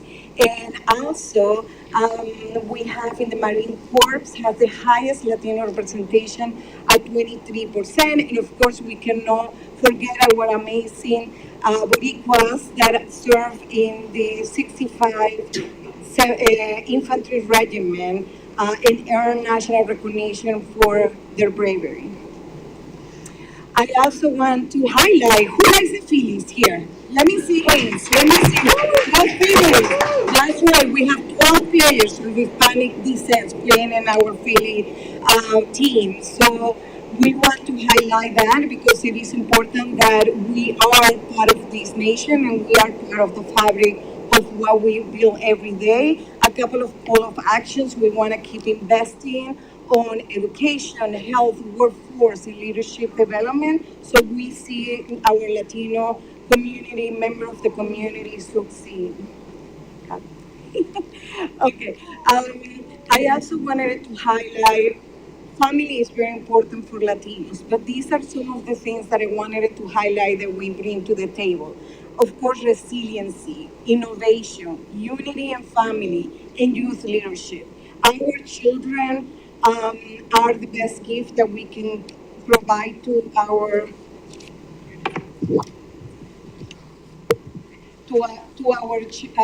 country, and many of them emerging voices are shaping the future, and we see them participating in different professional activities right now. In Pittsburgh, we have about we have we have the biggest meeting of Latinos in celebrating the Latino conference that is celebrated every year. And here in our state, we have over 1 million Latinos that live and work and live and live here. We also bring our cultural richness and identity. And this is very important because people love our music, our food, our dance, and we bring all of these culturally rooted celebrations to also to the country. And I always tell people it is important that people celebrate and honoring their roots so they can be the best they can be in the place where they live. I want to bring your attention to the beautiful picture there. This was illustrated by a Mexican American illustrator, Fatima Olio. And her theme is there is always a reason to celebrate. Siempre hay una razón para celebrar. So even when things are very hard to go through right now, there is always a reason to celebrate. In her picture is going to be Future. She is the winner for the 2025 in the contest. So, and her picture is going to be posted, and I'm going to bring more information later about where it is going to be posted. I also want to celebrate the people, the Latinos that are here in our county and are contributed in different areas. And I was able to get to the internet and get a couple of them. But I want to highlight because many times we see Latinos in position like our Superintendent Rodriguez, right, for Boston, who has been an amazing superintendent. But we don't know about Luz Pereira. Luz Pereira has been serving the Latino community for many years, and she is being light for a lot of Latinos in 4 generations here in Aclamo, serving over 20,000 people through her career. Next. And this is very important because this is what we are, a community of people that if you want to go fast, go alone. But if you want to go farther, go together, right? So we believe in the community and we want to make sure that people understand that from our perspective. So the final thought, As we acknowledge Hispanic Heritage Month today, I want to also acknowledge the hundreds of immigrant families and children who are being treated with unimaginable cruelty. The tears of my people reflect a deep pain in their souls, pain as real and profound as yours. These are the tears of our children shed daily in fear of the unknown, and of their parents who go to work each day knowing they may never return home. You look Latino. Why do you speak Spanish? How dare you work a low wage job? Racial profiling is not new, it simply changes its target. I thank the many organizations, government entities, advocates, and allies who work tirelessly to advance and secure our community future. Hispanics go beyond stereotypes, beyond Christian imagery and bright colors.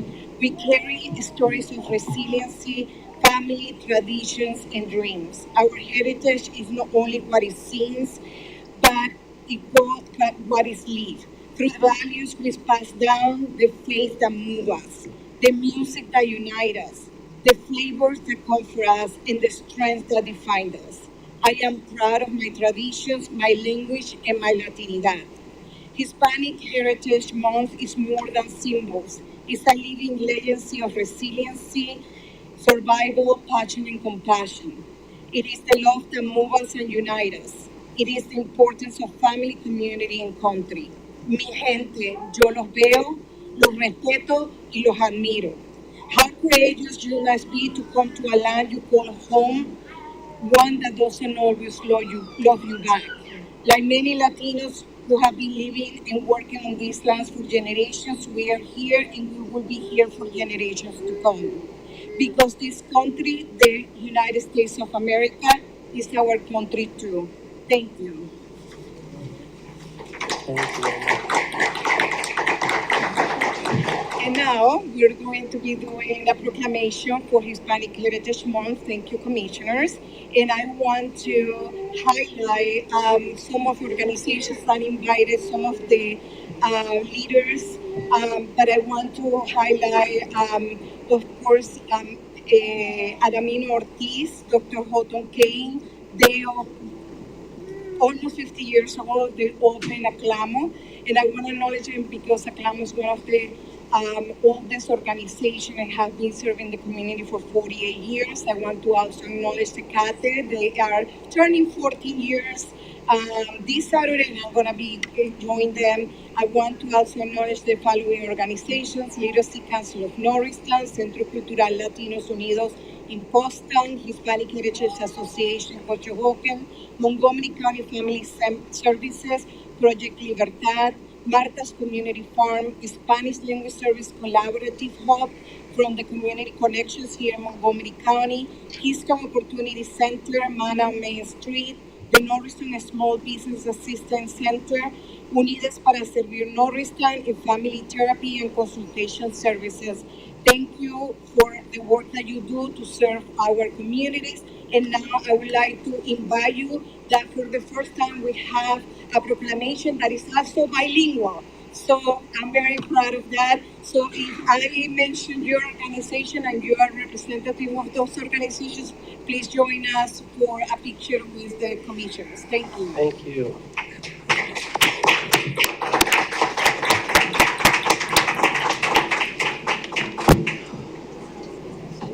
Yes, one Spanish, one English.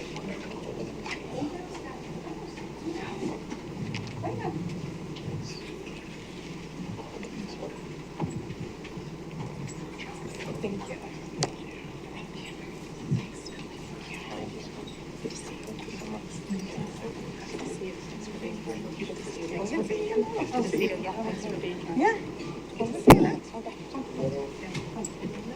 Yeah.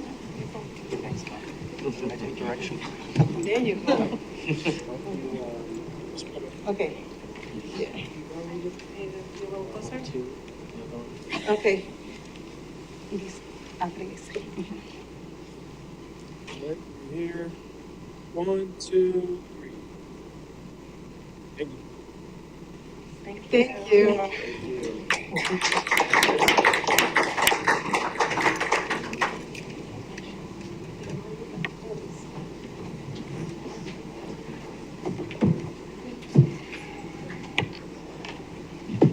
Thank you again, Nellie. Thank you, everyone, for all of your work and commitment to our Hispanic and Latino communities. And thank you, Nellie, for also serving on the panel at WHYY. I heard that went very well. And there's a report that came out about the impact of immigrant communities in our region. And the bottom line is very clear that we simply would not be the same place, without our immigrant communities. As you mentioned, 70+% of small businesses, did you say, or what was the? 7,500. How many? 7,500. 7,500. I mean, it's amazing to know, just the grit, resilience, and all the contributions that immigrant communities are making, and happy Hispanic Heritage Month.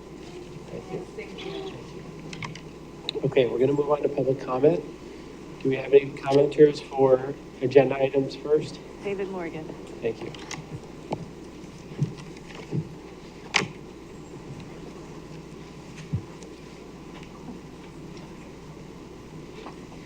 Morning, Commissioners. I'm David Morgan from Ambler, and I'm commenting about Resolution G3 in context of cost savings, as I really appreciate the budget presentation that happened today.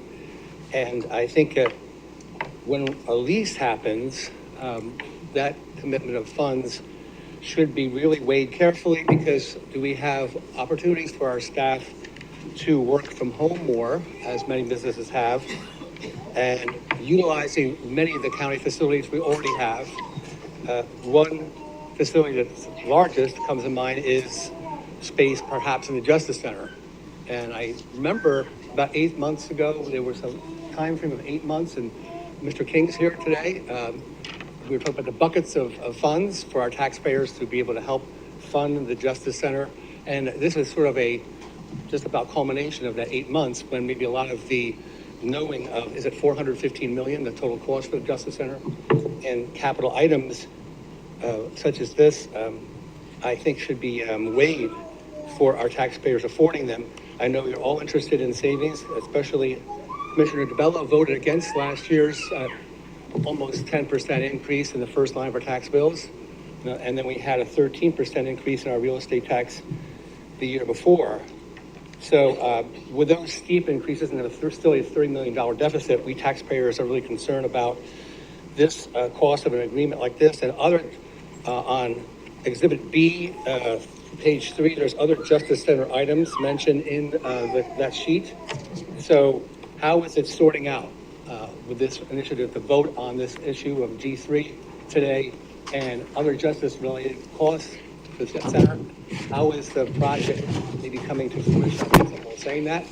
I appreciate Commissioner Winder's comments about trying to balance costs and all programs. And Commissioner Majika, you're mentioning about the Office of Innovation, and the end of that is cost savings. So if that is productively helping us bring down this deficit, that'll be wonderful. So the other area I could say is new positions, how that might be weighed off by this particular cost. Because we see them each meeting a page of new positions, and so is that beyond the budget each meeting? Thanks very much. Thank you. Any others? Okay, all right, we'll move on to approval of minutes. Is there a motion to approve the September 4th, 2025 minutes of the Montgomery County Board of Commissioners meeting? So moved. Moved by Commissioner Winder.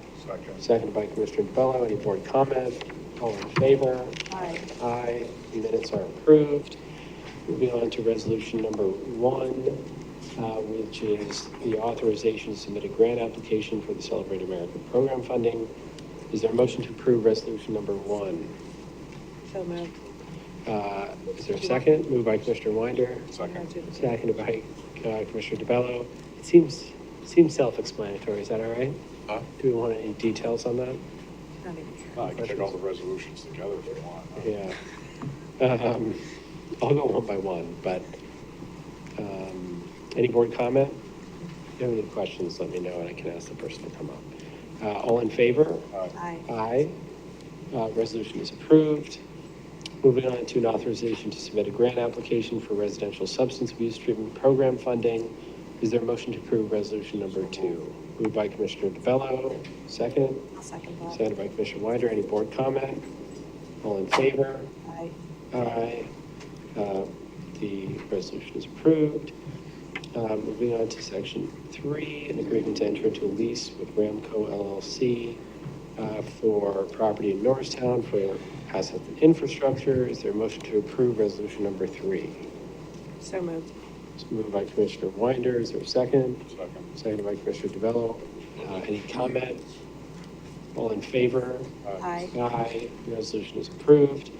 Moving on to appointments to the Valley Forge Tourism Convention Board. Is there a motion to approve the appointments as described in resolution G4? Moved by Commissioner DeVello. So moved. Seconded by Commissioner Winder. Any comments? All in favor? Aye. Aye. Moving on to Commissioners' appointments and reappointments to the Boards of Health. Is there a motion to approve the appointments and reappointments as described in Resolution G5? Moved by Commissioner DeBello, Second. second by Commissioner Winder. Before I finish the sentence, we're quite a rush.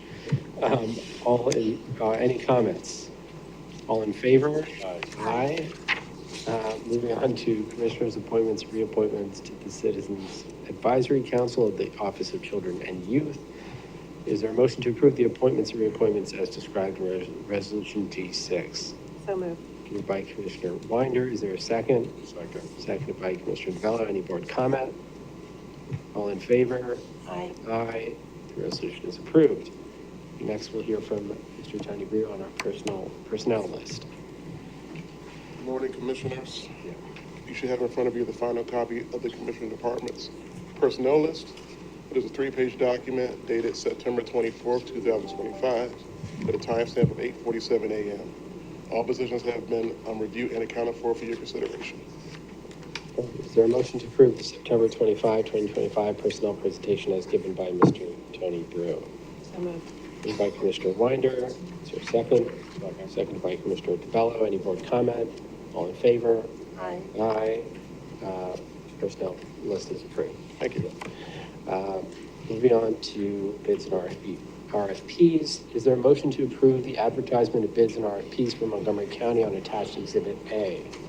So moved. Moved by Commissioner Winder. Is there a second? Second. Seconded by Commissioner DeBello. Any board comment? All in favor? Aye. Aye. The advertisements are approved. Moving on to contracts. Is there a motion to approve the contracts, awards, amendments, and renewals for Montgomery County on attached Exhibit B? So moved. Moved by Commissioner Winder. Is there a second? Second. Seconded by Commissioner DeBello.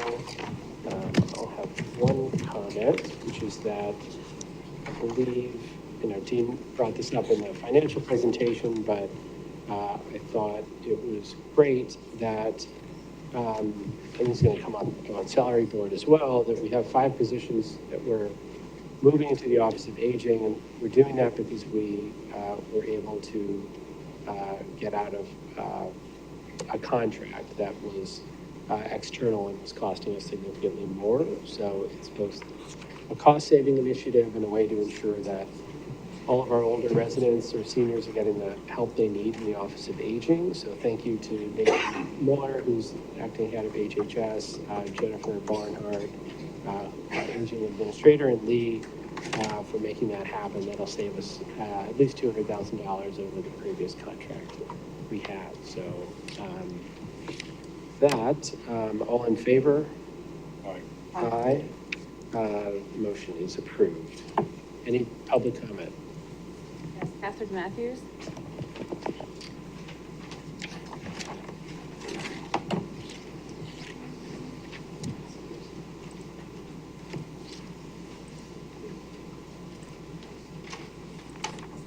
Hi, my name is Catherine June Matthews. I live in Franklin Township in Montgomery County. I came to U.S. as a legal immigrant and 35 years ago, and then become American citizen 6 years later. I pledged my full allegiance to America. I love this country.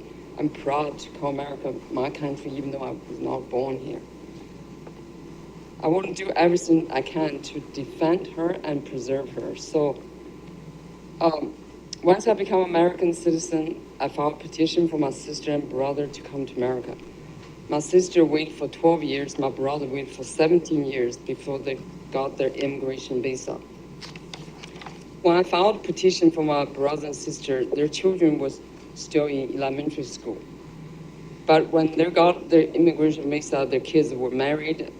So according to U.S. law, their children and family could not come with them.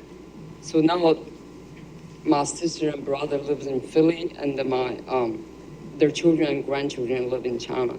So family was separated by the border, but their children and grandchildren will not come illegally because they know that is broken law and that is criminal if they do that. So they were patiently waiting in line for their immigration visa right now. In the meantime, like we know millions of illegal immigrants have poured into this country because of open border in the last 4 years. Now, ISIS agents are trying to get those illegal immigrants out of this country, but we hear this false narrative said many legal immigrants are afraid of ISIS agents. I'm here just trying to set records straight. My sister and brother and many of their friends live in Philly. They live a normal life. Nobody we know. In my sister's apartment complex, there were over 300 legal immigrants. No ISIS agent ever bothered any of them. So I feel if you're illegal immigrant, you should be free because you have been broken our country's law. You should go back to your country and wait in line, just like my sisters and my brothers, the children and grandchildren. So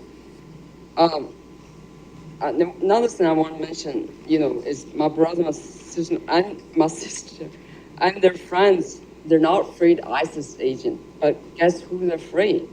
They're afraid all those criminals are walk free in Philly Street because some of them, their friends, have been mobbed in broad daylight in Philly. So I just want that's my comment. Oh, I have 3 minutes. Thank you. Anne? Yeah, that's the limit. Thank you. Any other comments? Yes, Michelle Engrave?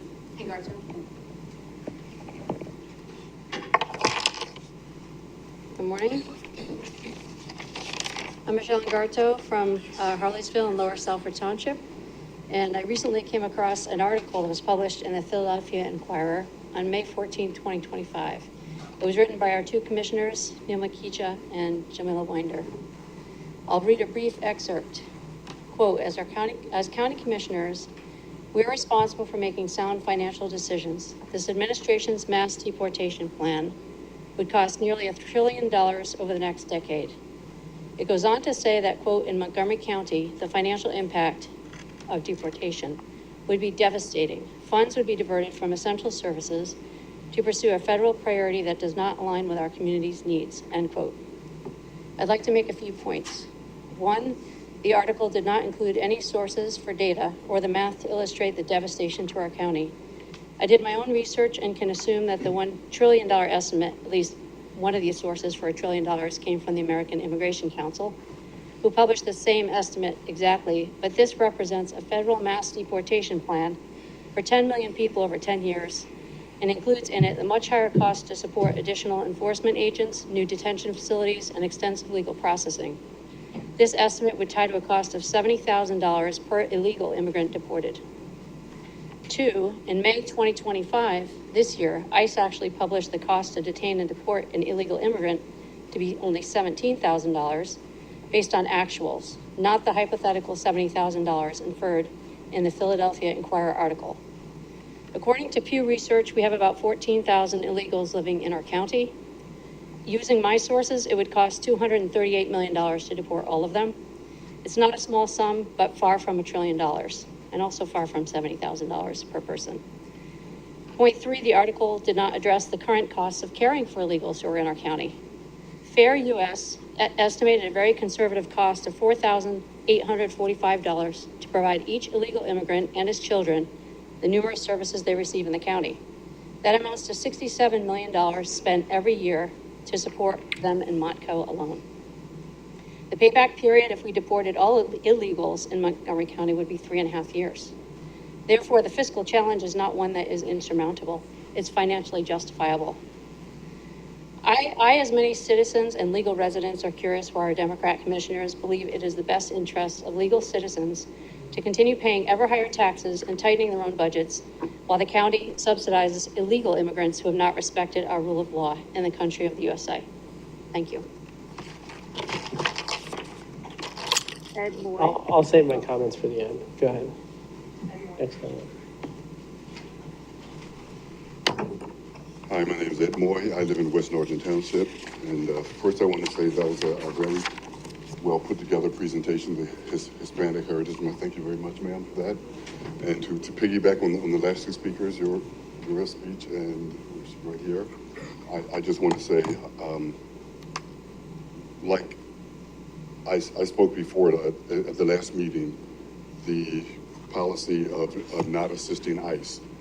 All that ICE is trying to do is remove not just illegals, but the criminal element.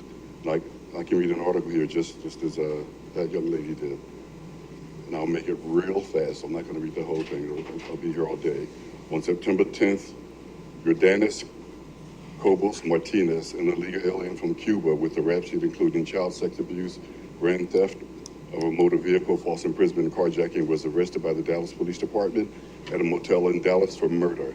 Cobos Martinez allegedly used a machete to behead a merchant he had an argument with in front of his merchant's spouse and child.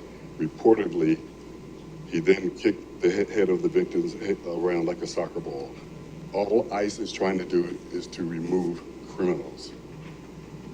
And that's why I think that the Montgomery County policy should be pulled. And we should actually get them back to our federal government and back them with what they're trying to do, especially based on the numbers that this young lady just gave us. And also, I want to say, this is not a Hispanic thing. I've got another article real fast. An Egyptian national, he used a makeshift flamethrower and Molotov cocktails, attacked 29 people. He injured 13 of them, and one 82-year-old woman died from her wounds from being attacked. This is not a Hispanic thing. This is about illegal criminals that ICE is trying to remove from our country. The number one job of any nation in the world is to keep their citizens safe. Keep them safe. And me being former law enforcement, as you all know, you who don't know, I'm retired from the state police. I know a little bit about safety and keeping people safe. And that's pretty much it for me. Our jobs, or your jobs in government and local government, is to keep us safe. Thank you very much. Next comments. Jill Lohmeyer.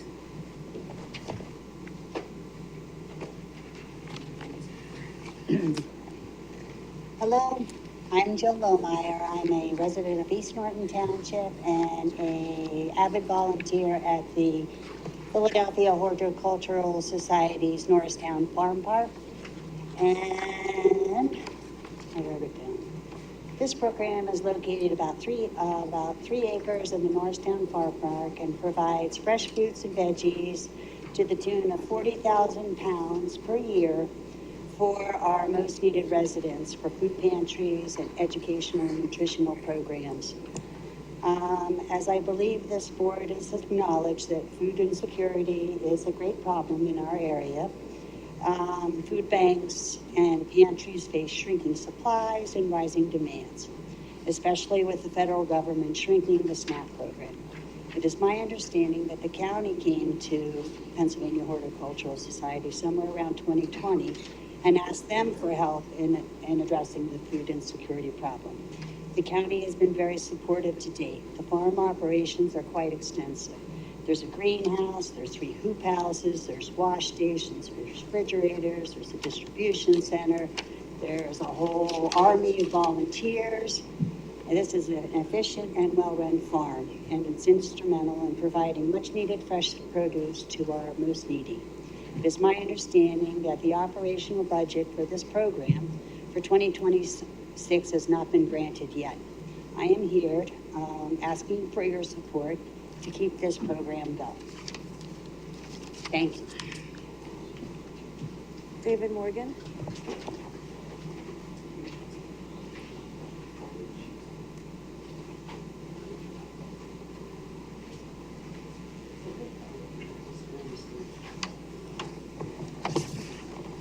David Ambler.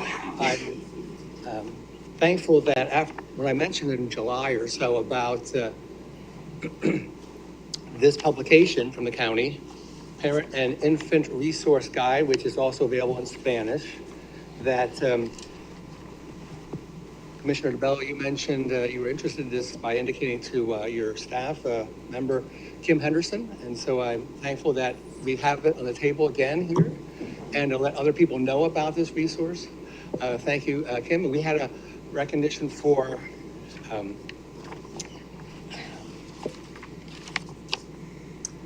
Becca Tyrell last meeting, so I think our assistants to the commissioners should be commended. And so I want to thank you that you were alert to that. And this is wonderful because it helps people who are facing a pregnancy. And page 1, when you open it, it talks about many centers or pregnancy resource centers for women expecting, and also page 3. And top of page 3 is Montgomery, a county program. So a lot of these are privately funded, and so there's no taxpayer consequence, and yet they preserve lives for our youngest humans, those in the womb, and also beyond that for care, items of need like diapers, etc. Often these groups help for 5 years, so up to elementary school age. So I'm just really thankful that this publication has been put out by the county. You always check that they are helping the infant and the unborn child and the parent before you maybe go to them to find out what the record are. And I know many of them, I've toured some of them, so I just am so glad that, Kim, that you made that effort to get with Commissioner Bellows' help that out there. So all the public can use these, and my wife says, get the word out as best you can. So I talk to a lot of people about pregnancy resource centers, that people don't know about them, and they really see that they get support in so many ways for life. So thank you very much, and I like the trees across the street. That's very lively too. Any other comments? Carmine Taylor.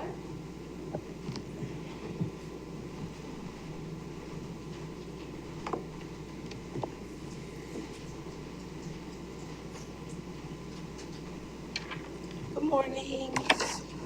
Good morning. Morning.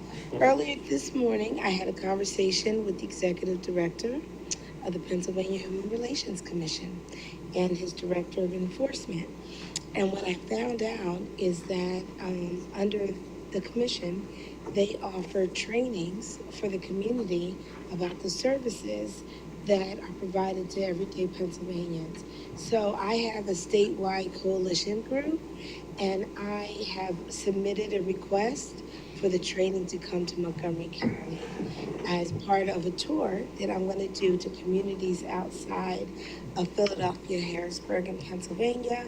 So I'm really asking to collaborate with you guys as commissioners to do public service to the community residents in this county, because I think it's a very good launching pad before you roll out with your commission.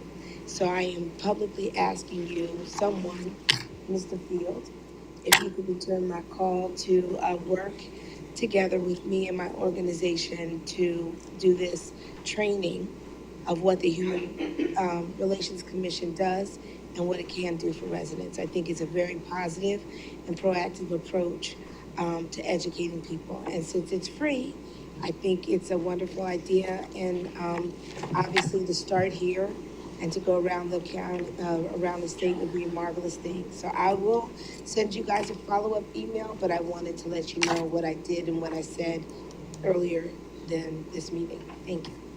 Thank you. Any comments? Anybody online? Any hands raised online? Because we missed some last meeting. I don't want to get calls. Yeah. Okay, just double checking.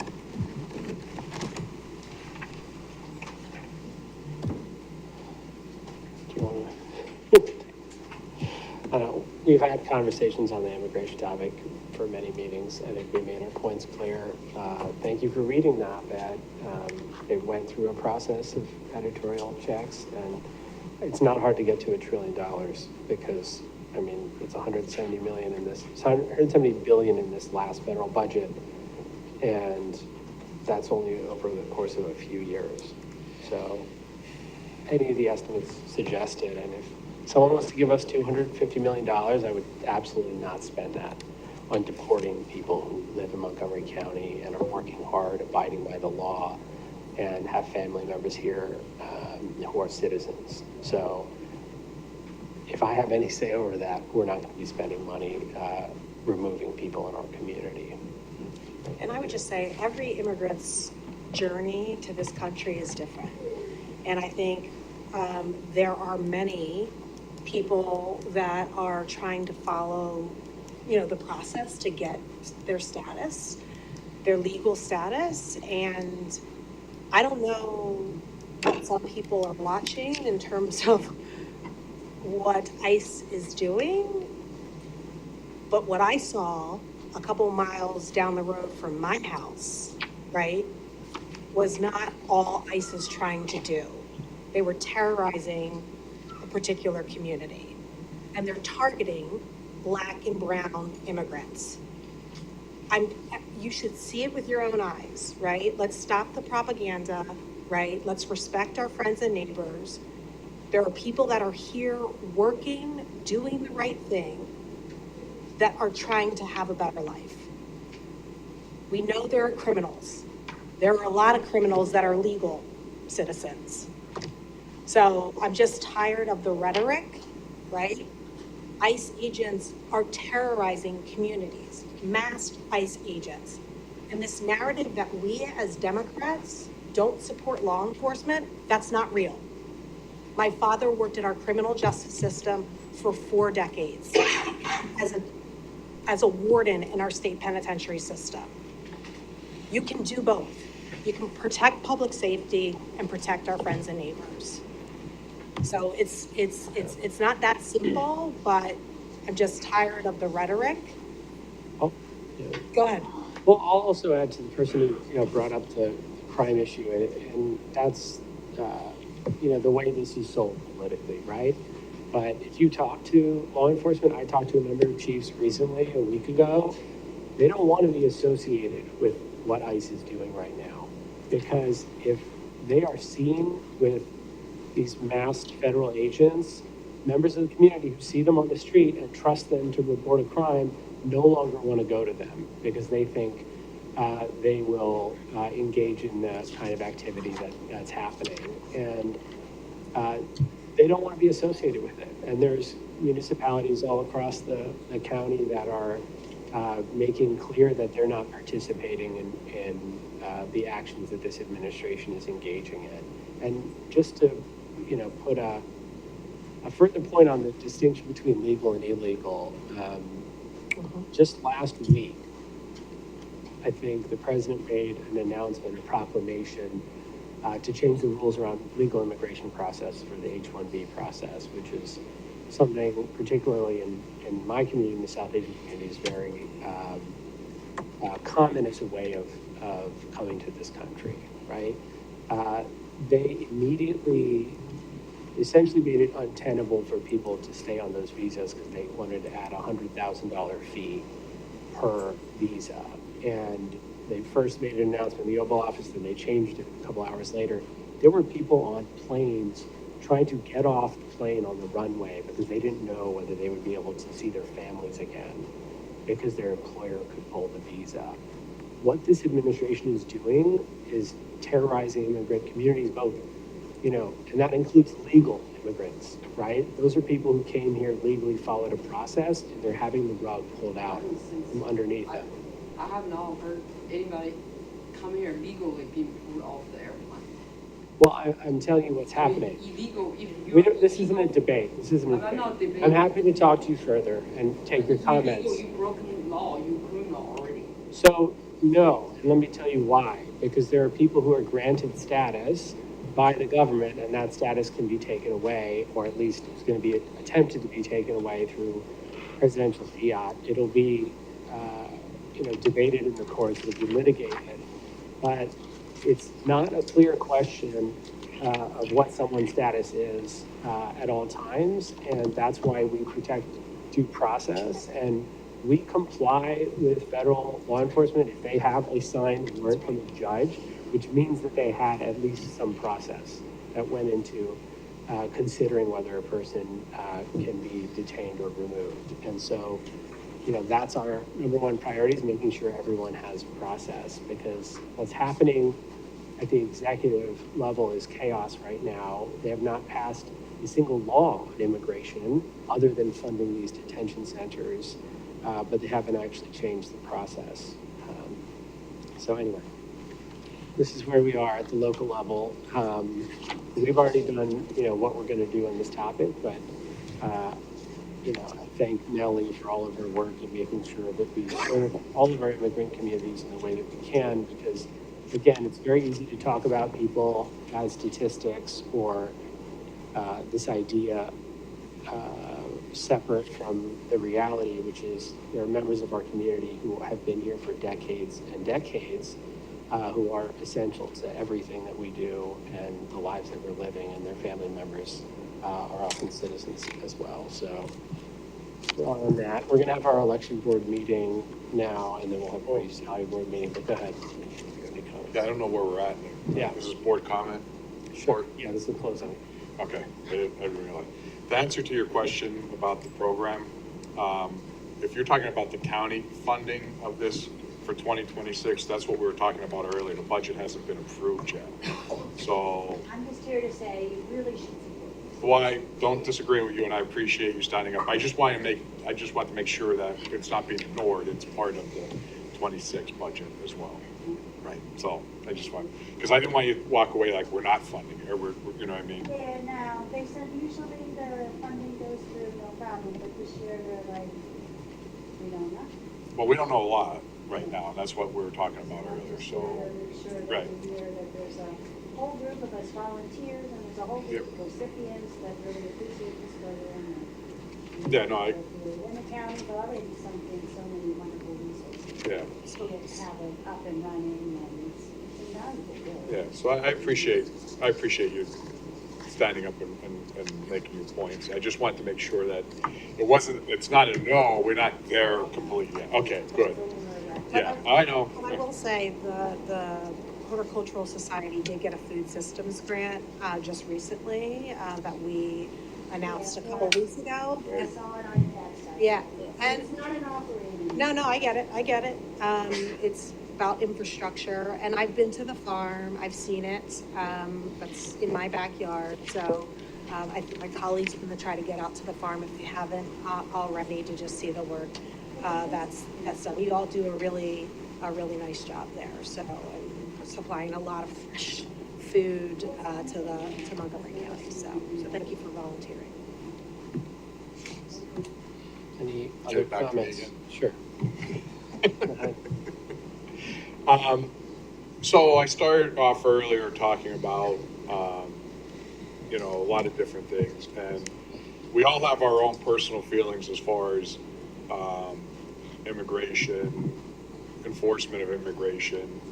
But again, I think as leaders of the county, we all have our feelings, and I don't think we should be talking about law enforcement agencies terrorizing. I mean, because that's only adding on to the rhetoric. They, and again, it's our feelings of what we may believe or That's may what not. I've seen with my own eyes. I understand that, as well. but So just, it's not feelings, it's what I've seen with my own right, eyes. well, and I talk about a lot of things that I've seen too, and I don't classify it as terrorizing anyone. So again, we could have a debate, but more importantly, the community, we don't want, there's a lot of angst out there. I get it as far as, enforcement of laws that are on the books, that Congress, who's responsible for these laws, has been talking about this for well over 30 years. The last law change to everything that we're talking about when it comes to immigration, I believe, was signed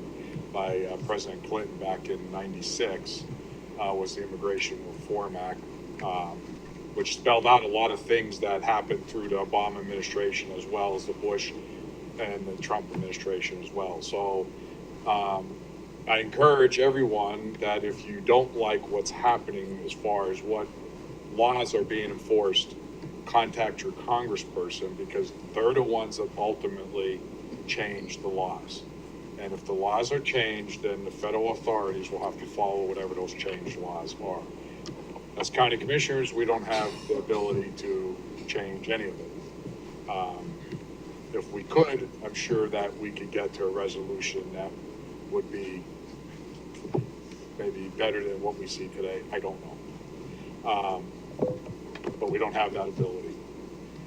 The only other thing I want to mention is I was able to participate in a press conference yesterday. I'm not going to make this, I don't want to make this political. It's not about political, but there is a program for counties and Head Start programs that as the budget has not been approved yet, we're still waiting on our legislative body.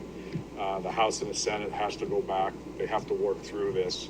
But this program is available for counties, for services that they provide through that are kind of mandated through the state to, to borrow money to help from the state to help offset not offset, but to help them pay on these programs until there's approved budget. It's a good program. We'll see how it comes to fruition. As Montgomery County has mentioned earlier, right now, what we have in our reserve, we should be okay through the rest of this year, and then we'll get the reimbursements once the state budget is approved. It does impact us slightly because the money that we use, that we have to take out of reserve, we're not making interest on, and that interest that we make actually goes to our revenue model. So it does impact us, but it's not going to impact us in a way that, as of right now, that's going to impact the programs that we're providing. And I'm sure there's going to be a lot more to come to that. But these programs will be available.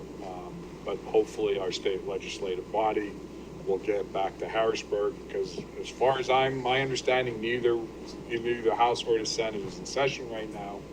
And until they go into session, we're not going to have proposed budgets for approval. So that's kind of where we're at. Is that 4.5% interest, is that required? Well, so it is a requirement. However, at CCAP, the county commissioners, through a resolution, if you decided no or whatever, but through a resolution proposing to the state legislative to waive interest payments that or reimburse counties interest payments that if they have to borrow money, it would be waived or not, or reimbursed. Sorry, this program, the legislators could waive that. It has to go through the House and the Senate, but for them to be able to do what they're doing, yes, there has to be an interest imposed. Yeah, I would certainly much rather have them pass a budget. I'm not disagreeing. I'm just saying that that's where we're at right now. Any other comments? All right, with that, we will I'll ask, is there a motion to adjourn the September 24th, 2025 meeting of the Montgomery County Board of Commissioners? So moved. So we'll move on to salary board after. Is there a second? Yes, there's a second by Commissioner DeBello, moved by Commissioner Winder. Any board comment? All in favor? Aye. Aye. Meeting is adjourned. We'll move straight into the salary board. Is there any public comment? No public comment. Is Tony Brew tasked with the salary board list? Tony, do you want to come up? Where's Tony? There he is. Harvey?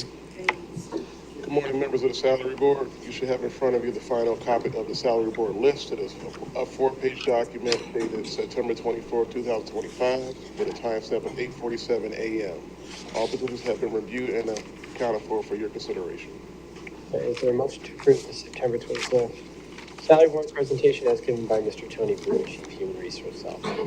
So moved. Moved by Commissioner Winder. Is there a second? Second. Seconded by Controller Hart. Any board comment? The only comment I want to make on this is referring to what Mr. Morgan brought up earlier. Most of these positions, other new positions, are paid through by grants. All in favor? Aye. Aye. Aye. The resolution is approved. Thank you. Is there a motion to adjourn the September 25th, 2025 meeting of the Montgomery Public Salary Board? So moved. Moved by Commissioner Mello, seconded by Commissioner Winder. Any comments? All in favor? Aye. Aye. Meeting is approved. All right, are we here for election board now? Call to order the September 25th. Can we take election a board 5-minute meeting. bio break? We'll be quick. 2-minute break. 2-minute break. All right, 2-minute break. We'll be back.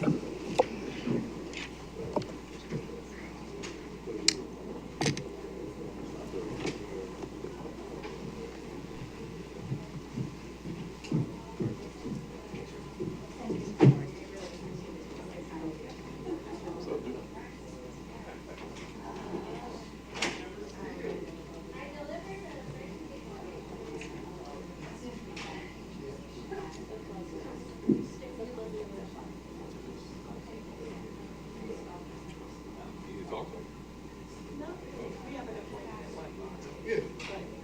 I didn't know if you wanted to meet earlier. I mean, we can. Do you want to? Okay, all right. Now?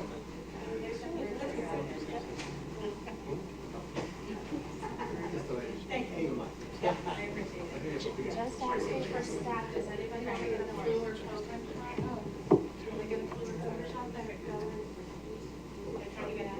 Are we gonna need anything else? Okay, all right, I'll be there in a few minutes. Thank you.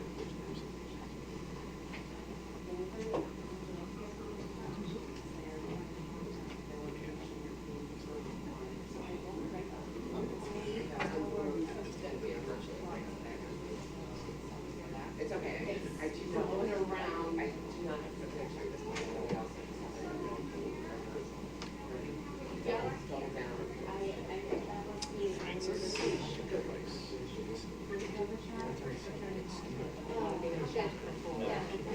I got mine. You're welcome. Anybody for last call? Yeah. Come now.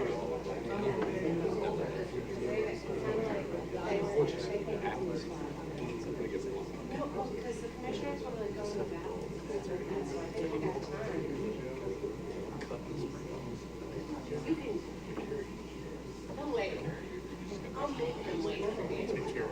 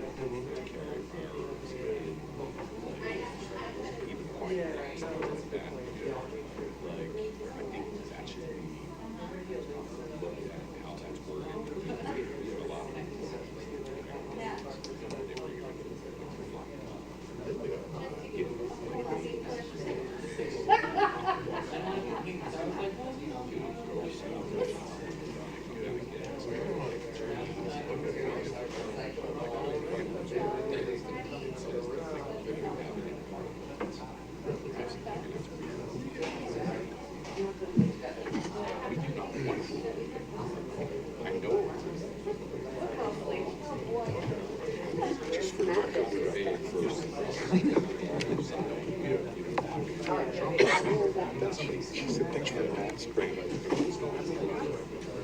She said, thanks for mansplaining me. What did I say? She said,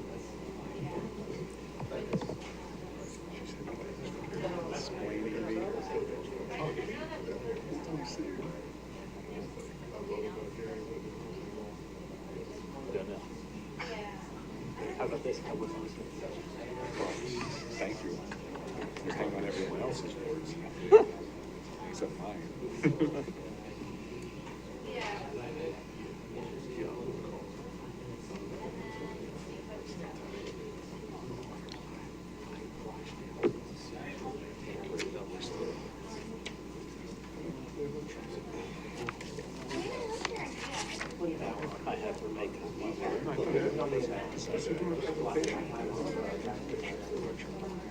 Oh.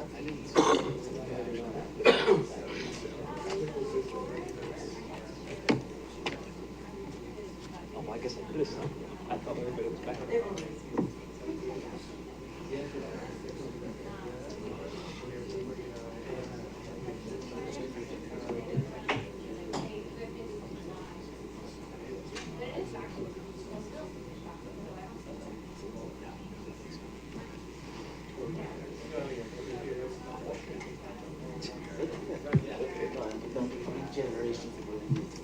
Oh, hey, Frank. Oh, hey.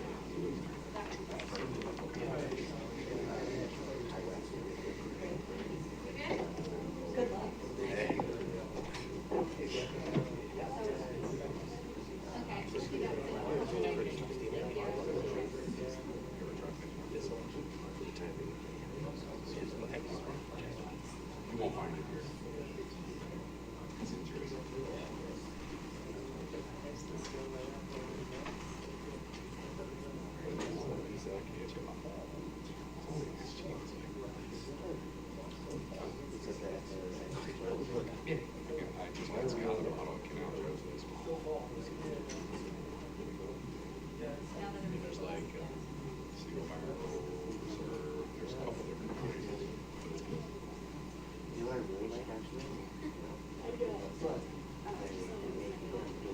All right, we will call to order the September 25th, 2025 meeting of the Montgomery County Board of Elections. Please, I guess first let us know, are there any public comments?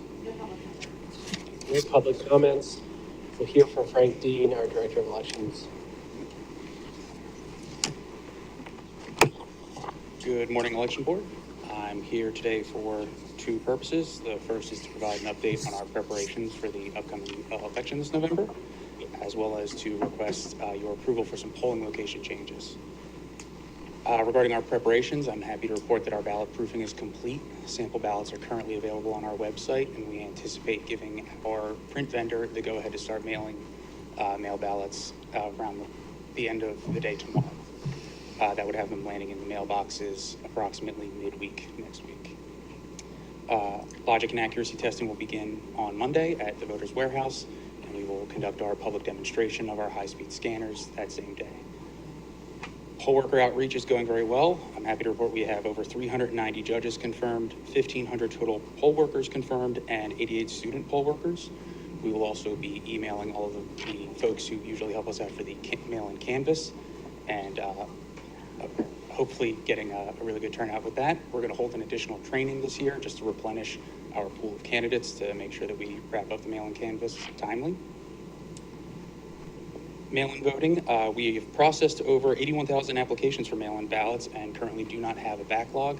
So if anyone's listening, never been a better time to apply for your mail-in ballot. They, at this point, will still go out in the first batch, and then the daily batches will mail thereafter. We will once again be offering satellite offices in Pottstown, Willow Grove, Lansdale, and Lower Merion. Those satellite offices will be open the 2 weekends prior to the deadline to apply for a mail-in ballot. They will be open from 11 a.m. to 4 p.m., 2 offices each day, and then one Montgomery will be open 7 days a week at that point. Some key dates for voters. October 20th is the deadline to register to vote, and October 28th is the deadline to request a mail-in ballot. If the board has any questions, I'm happy to answer them. Can we talk about the, Frederick. What's that? For Frederick. Well, no, just in general, the poll location changes. Do you want to just go through those? Certainly. We are going to request 6 polling location changes today. 2 of them are returning to their original location, the Lower Frederick polling locations. We are moving those because the existing spaces are inadequate for the voters that vote there, as well as the poll workers. In one instance, I believe it's the fire company, have also requested that we find alternate accommodations. And so in working with local committee folks and poll workers, we sourced the middle school, Perkiomen Valley Middle School West, and we were able to consolidate both locations to that facility. The ones that are going back to their original locations? Yes. Montgomery 4 and Upper Dublin 6-1.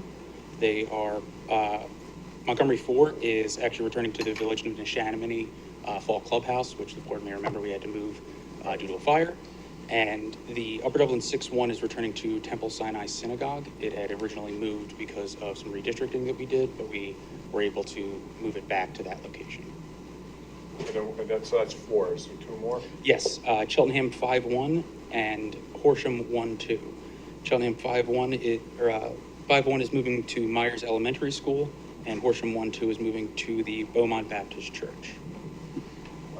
So why are they? Why are those two? In the case of Cheltenham 5-1, that was requested by the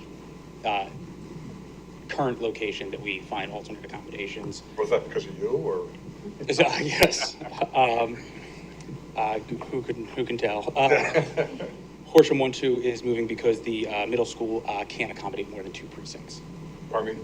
Can't accommodate more than 2 precincts. There's already 2 scheduled to be there, so we had to find an alternate location. So then the other 2, Lower Frederick, one was at the firehouse, and that firehouse actually asked to move to a different, because I mean that they've been there for a long time. Long time, yes. And then like all of a sudden now it's about last December, we were contacted by some local committee folks.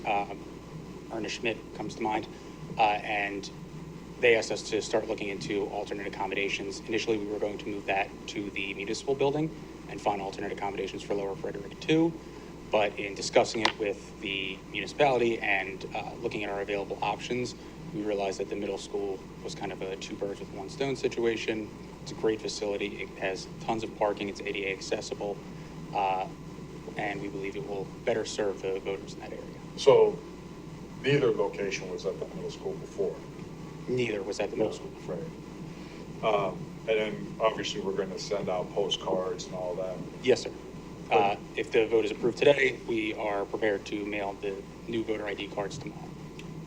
I think when we're going to move poll locations, just my opinion, when we're going to move poll locations like that for those type reasons, I think we should do it in the primary and then have the election process for the year. Like, I look at the election season starting in the primary, right? And then, we go throughout the year, and then the next season starts, or cycle, whatever you want to call it, is the primary. So I think that in the future, I would recommend that when we're moving poll locations for reasons like that we try to do it pre-primary so that it's for the year. The same for both elections. So that, because you're kind of doing it in the middle of the election cycle, which then could add to confusion, and we could add to a lot of other speculations or hyperbole or whatever you want to call it. You know what I mean? Yes. So we kind of could avoid certain things by just in the primary, right before we move before the primary. It has less of an impact if we're doing it in the middle of election cycle. And that's just my opinion. Yeah, well, my question, I did hear about this from some people, and how do you explain the urgency of doing this now versus in, next year before the next election? It's not a matter of urgency. It was just we work on these things as they get presented to us, and when we were able to actually nail down the new locations. Yeah. This was something we started working on in the off season after the general last year. We weren't able to get a new location nailed down before the primary. Yeah. Since then, the ball moved, I would admit, much faster than we typically see to move a location. And so we thought we would move sooner to accommodate those voters sooner. Yeah. What would be your standard process for notification? I know you send out the postcards. And when do you send those out in terms of, is it from the day, for example, we vote on changing a location, or is it 30 days out from the election, or what's the timeline? As soon as any polling location is changed, we press print on the voter ID cards and start mailing them out the next day. We also post the existing location to let people in the area know, and we post it on election day so that if anyone were to go to the firehouse on election day, they would be directed to the middle school. Okay. Do you know how far apart are they? I do not off the top of my head. Do you know? Lower Frederick, Anybody knows? a few Well, miles. the middle school, just a few miles. Yeah, because I'm Few not miles. sure how how the school falls into like centralized for both locations. If it's the school I'm thinking of. I do not have that information in hand, but I'm happy to look it up and follow up with you. Yeah, I don't think if it's the school I'm thinking of, I don't think it's like kind of central. Yeah. Yeah. And again, I mean, I just kind of struggle with the fact that but we're talking about poll locations that have been there for probably 30 years. And, you know, I would prefer not to do it. And as we're going into the general election, you know, it's out there that we're going to do it. I prefer to do a primary next year. It's a 5-minute drive. What's that? It's a 5-minute drive. Just the distance. I mean, right. Yeah. How many people are going to get notified? Do you have any idea? I believe I have. I do not have that data in front of me of how many currently registered voters there are in Lower Frederick. So you'd be able to send it out. How soon? Tomorrow. Tomorrow, and so they'd get it at least 30 days. If they get it. Yeah. Is there anything else that we can do beyond that? I've also spoken with the township manager of Lower Frederick and asked if they wouldn't mind echoing the move and if we can partner with them to create any type of social media campaign to better spread the word to reduce any type of confusion. Yeah. I mean, I think if we change, we probably would want it out there 30 days beforehand anyway. I'm sorry, sir? I think if we change any location, probably would want to notify people 30 days beforehand, as opposed to if we changed it 2 months ago. Yes. They're going to need a reminder anyway if it's been there that long.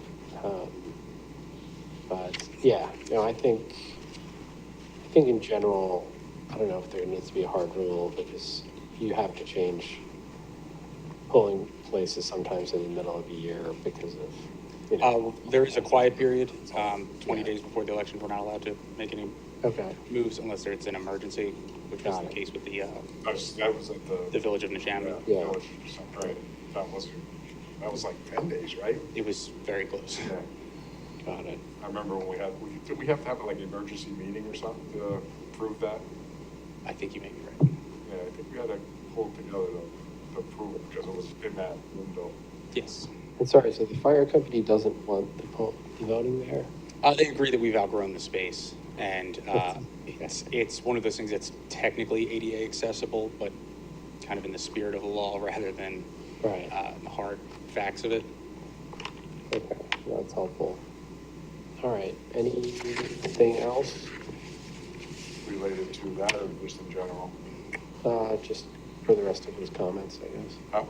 For the rest of his comments, if you had anything. No, just the only thing one of the things that we did last year, or we tried to do last year, is kind of put together a schedule or a calendar of how I would really would like, as we're preparing for each election, like we have a plan that's published, or at least given to the commissioners or whoever, so that we know when stuff is hopefully going to start. I mean, I get it that you lay out a schedule and then things happen or things change and it changes, but I'd still like to see, if possible. I don't remember anything being sent to us like here's the sequence of events and when they're going to be starting and all that.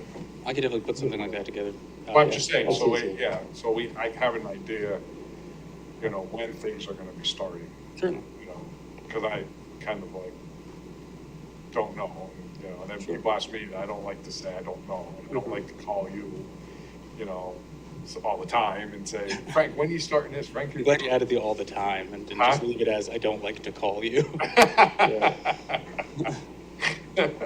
So, no, so I think it would be good, you know, I will absolutely put that together and provide. I mean, you probably have it Well, internally, that's helpful. right? I mean, it's X number of days before the election, it's X number of days after the election, there's I could put together a schedule of, you know, notification. when things are going to start to develop.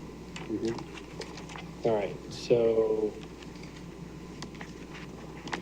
we can move to the authorization. I support it, especially I think it's important for us to explain to people that, you know, the ADA accommodations are, you know, more, it's just more accessible at the new location. And so we should make sure we put that out there. And the day of, sounds like you'll have adequate staffing to redirect people if they show up at the wrong place. Yes. But yeah, that's important. All right, so is there a motion to approve the relocation of the 6 polling locations listed on the attached document titled 2025 Municipal Election Polling Location Changes? So moved. Moved by Commissioner Winder. Is there a second? I'll second. Any board comment? I think I'm not gonna support it this time. I personally think that we should do it in the beginning of the election cycle. Yeah, I don't disagree, but I think 30 days is plenty of time. Or how many days out are we? More than that. 41 days? All right, 41 days. 40. So, yeah, let's get those notices out ASAP. Great. All right, all in favor? Aye. Aye. No. Opposed? 1 no. Motion passes. Any closing comments? Jennifer? What's do we have a projection, real quick, to what we think voter turnout is gonna be? Based on, I mean, I don't know if you could project off of where we are mail-in ballot requests today. Mail-in ballots are mirroring the numbers that we saw approximately 2 years ago. Yeah. So we have 81,000 approved thus far. I think in 23 we capped around 91,000. So I think we're on track to a little bit less. Yeah. Okay. All righty. Great. Thank you. Sounds good. I think we're good then. All right, so is there a motion to adjourn the September 25th meeting of the Montgomery County Election Board? So moved. Moved by Commissioner DeBello. Any second? I'll second that. Seconded by Commissioner Winder. Any board comment? All in favor? Aye. Aye. The meeting is adjourned. Thanks.